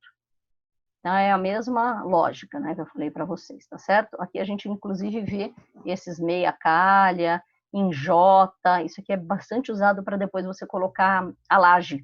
Então, você vem com esse bloco no fim, a laje já entra aqui direitinho, isso vai dar a altura certinha para a vigota, então já é feito para funcionar bem moduladinho, tá certo? Então, mesma lógica que a gente já comentou, né? Ó, aqui, uma outra possibilidade daquele bloco dentado. Então, em vez dele ser preenchido até aqui, ele só é liberado à frente. Eu posso muito bem pôr a tubulação aqui, porque ele é aberto dessa maneira, tá certo? Então, os tipos de bloco que são usados, né? Aqui, de novo, para a gente ver agora em cerâmica as fiadas. Então, observem sempre que, ó, a primeira fiada, o encaixe é assim. Na segunda fiada está virado, para justo dar travamento. Mesma coisa vai acontecer aqui, assim, ó. Na primeira fiada é esse bloco que está encaixando nesse, aqui está virado, tá? E assim vai, aí vai alternando. Então, as fiadas ímpares são sempre iguais, as fiadas pares são sempre iguais entre si, tá? Aqui, um pouquinho do detalhe do porquê que a gente coloca, né, um elemento estruturante, tipo verga e contraverga, por que a gente coloca muitas vezes, né, um reforço, isso passa mais ou menos uns 30 centímetros, por conta dessa concentração de cargas, né, quando você vem, essa peça vai pesar aqui, tem uma área vazia, então você vai acabar tendo uma concentração aqui, isso gera trinca, então você precisa ter esse reforço, tá certo? Da estrutura, né? Mais alguns detalhes, outras possibilidades de projeto, né? Para a gente olhar o que está acontecendo. Então, sempre o detalhe das duas fiadas, as paredes numeradas, isso continua valendo, né? Aqui ele está mostrando para a gente um sistema de elétrica, tá? Como são os blocos. Então, todo esse cuidado para que o pedreiro consiga ler e entender o que ele está vendo, né? Aqui marcando as tomadas, onde vão aparecer direitinho. Então, é um cuidado super importante de se ter para o projeto funcionar bem. Olha como a obra fica limpinha. Então, realmente é bem impressionante a gente ver como sobe rápido e como sobe limpinha a obra. Vocês percebem que existe realmente uma uniformidade aqui nessas juntas, né, que é necessário. Então, precisa ser bem preciso para desenvolver a execução das paredes, tá? Mas aí também está no prumo, está no jeito, né? Você gasta muito menos aqui em argamassa. A norma dá para a gente algumas limitações, tá? Quanto pode ter de desnível, quanto pode ter de variação, justamente para você conseguir fechar a parede sem ter perda de material, tá? E aqui a gente está vendo algumas edificações feitas em estrutura autoportante. O resultado final, em termos de estética, não tem nenhuma diferenciação. Isso poderia ser um sistema convencional de pilar viga-laje, porque o resultado final, a estética final não influi no sistema que está sendo usado, tá? Mas vocês percebem que ele é muito usado mesmo para repetição. É a hora que faz sentido, né? Você gastar mais no projeto, mas você vai conseguir rapidamente resolver o conjunto inteiro aqui de edifícios, certo? Tem mais algumas para a gente ver. Não necessariamente, a gente falei para vocês, é habitação social. Ó, você pode ter edifícios de padrão mais elevado. Tá? A ideia é realmente ser usado para coisas que se repetem. Então, você precisa ter aí um mínimo de repetições para compensar. Muitas vezes, fazer um único edifício pode não ser tão vantajoso. Aí é uma conta que tem que ser feita. Às vezes é super vantajoso, porque eu não quebro parede, não tenho desperdício, enfim, tudo aquilo que a gente já comentou. Tá? Mas, com certeza, para repetição, portanto, habitação, é excelente de ser usado. A gente vê muita habitação mesmo sendo feita dessa maneira, tá? Tomando aquele cuidado que eu falei para vocês, de pensar nas possibilidades todas, né? Então, aberturas de vãos, remoção de paredes, para fazer os reversíveis, tudo isso tem que estar pensado antes, né? Aqui mais algumas edificações para a gente ver. Então, o resultado final poderia ser muito bem qualquer outro sistema, né, estrutural, e não necessariamente habitação social. Ok? Gente, consegui? Nossa, consegui chegar com folga. Que ótimo. Vocês têm alguma dúvida específica para perguntar? Alguma questão de projeto que vocês queiram me mostrar? A gente ainda tem um tempo, né? Então, uns 15 minutinhos. Se alguém ainda quiser aproveitar para me mostrar alguma coisa sobre o projeto, pode aproveitar, porque eu consegui chegar no fim com folga. Alguém com alguma dúvida? Todos tranquilos? Vocês estão me ouvindo, né? Alguém me dá um sim aqui no chat. Estão me ouvindo? A minha linha não caiu? Oba, então, pronto. Tá, vamos ver. Tranquilo? Ótimo. Então tá bom. Gente, terminamos então o que a gente precisava ver para hoje, tá? Eu vou ficar aqui mais uns minutos. Se alguém tiver alguma dúvida que não precisa ser da nossa matéria, alguma dúvida de projeto, quer me mostrar alguma coisa de projeto, eu sempre guardo um tempinho para a gente dar uma olhadinha, tá certo? As 6 questões entregamos... Que questões, gente? Peraí, por e-mail? Que questões? 6 questões. Deixa eu só responder essa do João. Ó, o João está me perguntando aqui. As 6 questões entregamos para você por e-mail. Isso é do pessoal da engenharia, que vocês tiverem que fazer umas questões do Eu acho que eu sistema? posso falar. Fica melhor se eu falar, a professora consegue Por me ouvir? favor. Claro, tá ótimo. Então, Fala, melhor. eu posso ter entendido errado, mas se foi passado para nós, era para nós resolvermos 6 questões da sua matéria online e entregar para você. Ah, sim. Verdade, verdade. Então eu preciso chegar com o Marcos. Como é que para entregar isso, tá certo? Não tem um espaço lá mesmo no sistema para responder? Não, tem sim, eu já respondi até, mas só que aí falaram que era para entregar para vocês. Aí eu entendi, ok, então a gente tem que fazer por manuscrito ou algo do tipo para entregar, ou só responder e acabou? Dá um print daquela tela, manda no meu e-mail. Consegue? Consigo sim. Pronto, mais prático. E depois eu vejo com ele. Mas só mandar um print, manda no e-mail que tá tudo certo. Ok? Beleza. Vamos ver o que mais aqui, ó. O trabalho, né, que a gente combinou de entregar, tá? Esse trabalho, gente, eu não sei se não sei se as aulas voltam ou não, mas façam o trabalho porque ele vale nota, né? Lembra que a gente dividiu grupos e tudo mais? Façam o trabalho em grupo normal. Deixa eu ver, para quando? Vamos olhar aqui. Para quando? Para quando? Deixa eu abrir uma outra tela para a gente olhar. Aqui, sistemas, aula 1 não, introdução. Vamos dar uma olhada aqui, ó. Quando era o nosso... Ai, não, gente, esse calendário tá errado. Eu conto isso para vocês na próxima aula. Esse material que eu tô aqui, ó, abri uma aula nada a ver. Peraí, deixa eu fechar isso. Deixa eu ver se ele me conta rapidão aqui.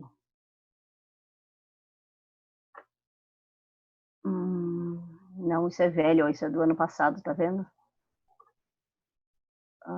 Pera, ainda vou tentar uma coisa aqui. Deixa eu ver rapidamente se tá aqui. Aqui, pronto. Ó. Não sei porque eu abri um negócio antigo. Aqui. Sim, então nós temos... sem aula não rolou, né? Ótimo. Aqui, ó, apresentação dos trabalhos. Está marcado para 6 de maio. Eu não sei se até lá a gente voltou ou não. Se não voltou, vocês vão me mostrar esse trabalho, me mandar esse trabalho por e-mail, tá? A gente consegue fazer uma apresentação virtual? O que vocês acham? É possível? Vocês conseguem postar e ir me contando para todo mundo ouvir? Acho que sim, né? Aqui, peraí, vamos ver o que vocês estão me perguntando. Então, aqui... pronto, olha, aqui, a Thaís está dizendo que o pessoal da engenharia, essas questões tem que entregar para os professores só quando voltar às aulas, ok? Mas se quiserem tirar o print e me mandar também, tudo bem. Aqui, para esse trabalho que eu estou falando para vocês, o relatório ou os slides? Os mesmos grupos que a gente já dividiu, que a gente falou que eram 5 pessoas por grupo, tá? Os slides, vou fazer o seguinte, vocês vão me mandar um PDF dos slides e aquela folhinha que tem os links que vocês usaram, tá? Para o dia 6.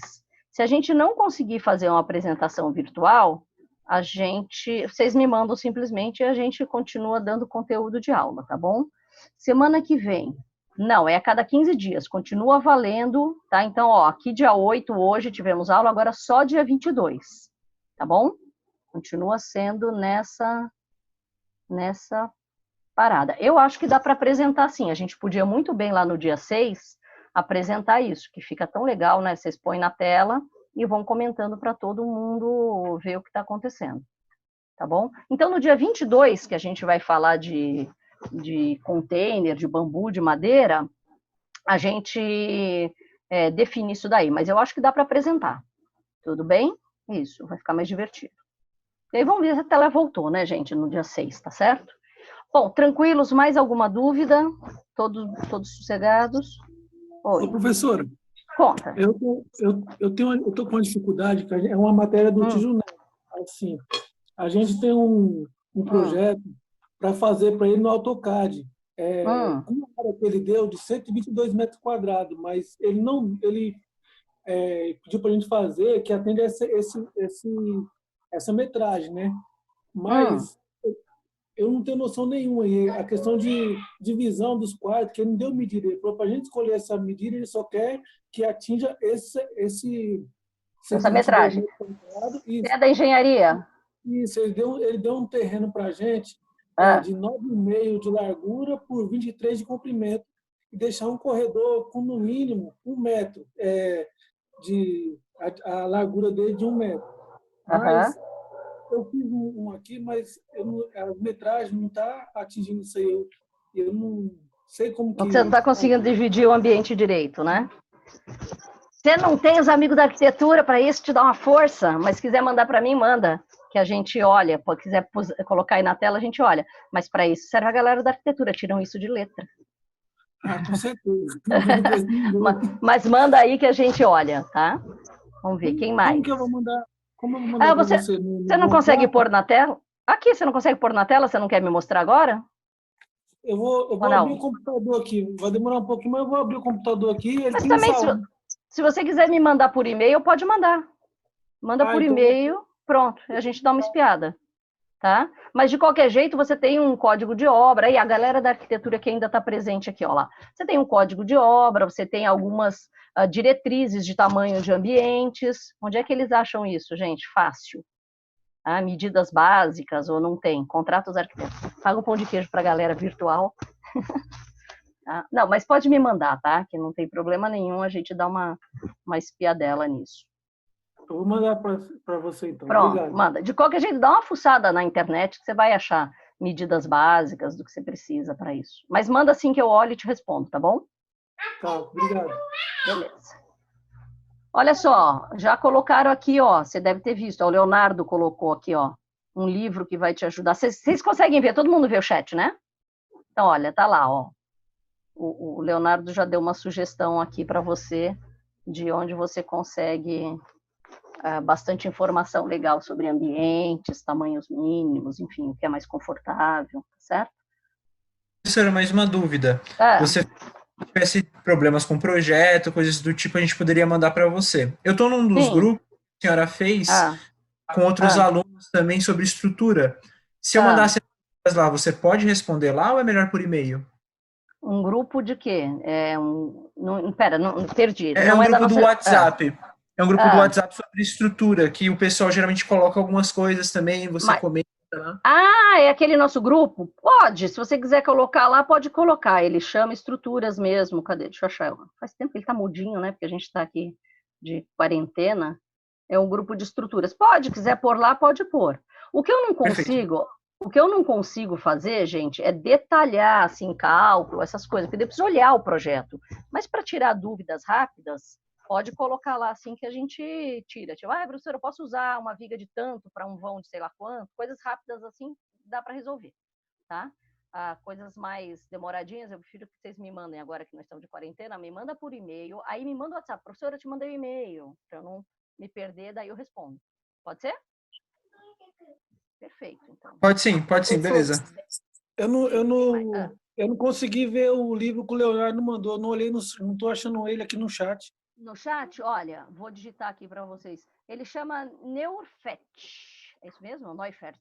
Não sei, né? Eu não conheço, hein? Ó, vou digitar aqui. Vocês estão vendo a minha tela? A tela que está marcando aí chama Importância do Conhecimento, não sei o quê, não sei o quê. Deixa eu ver se eu consigo digitar nela.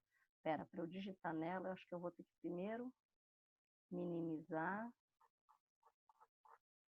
Deixa eu ver se eu consigo digitar aqui. Pronto, aqui eu consigo digitar.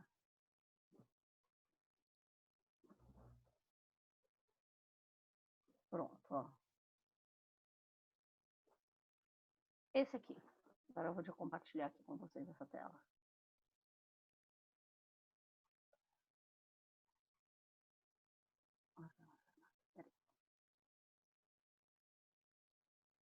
Aqui, ó. Esse nome. Estão vendo?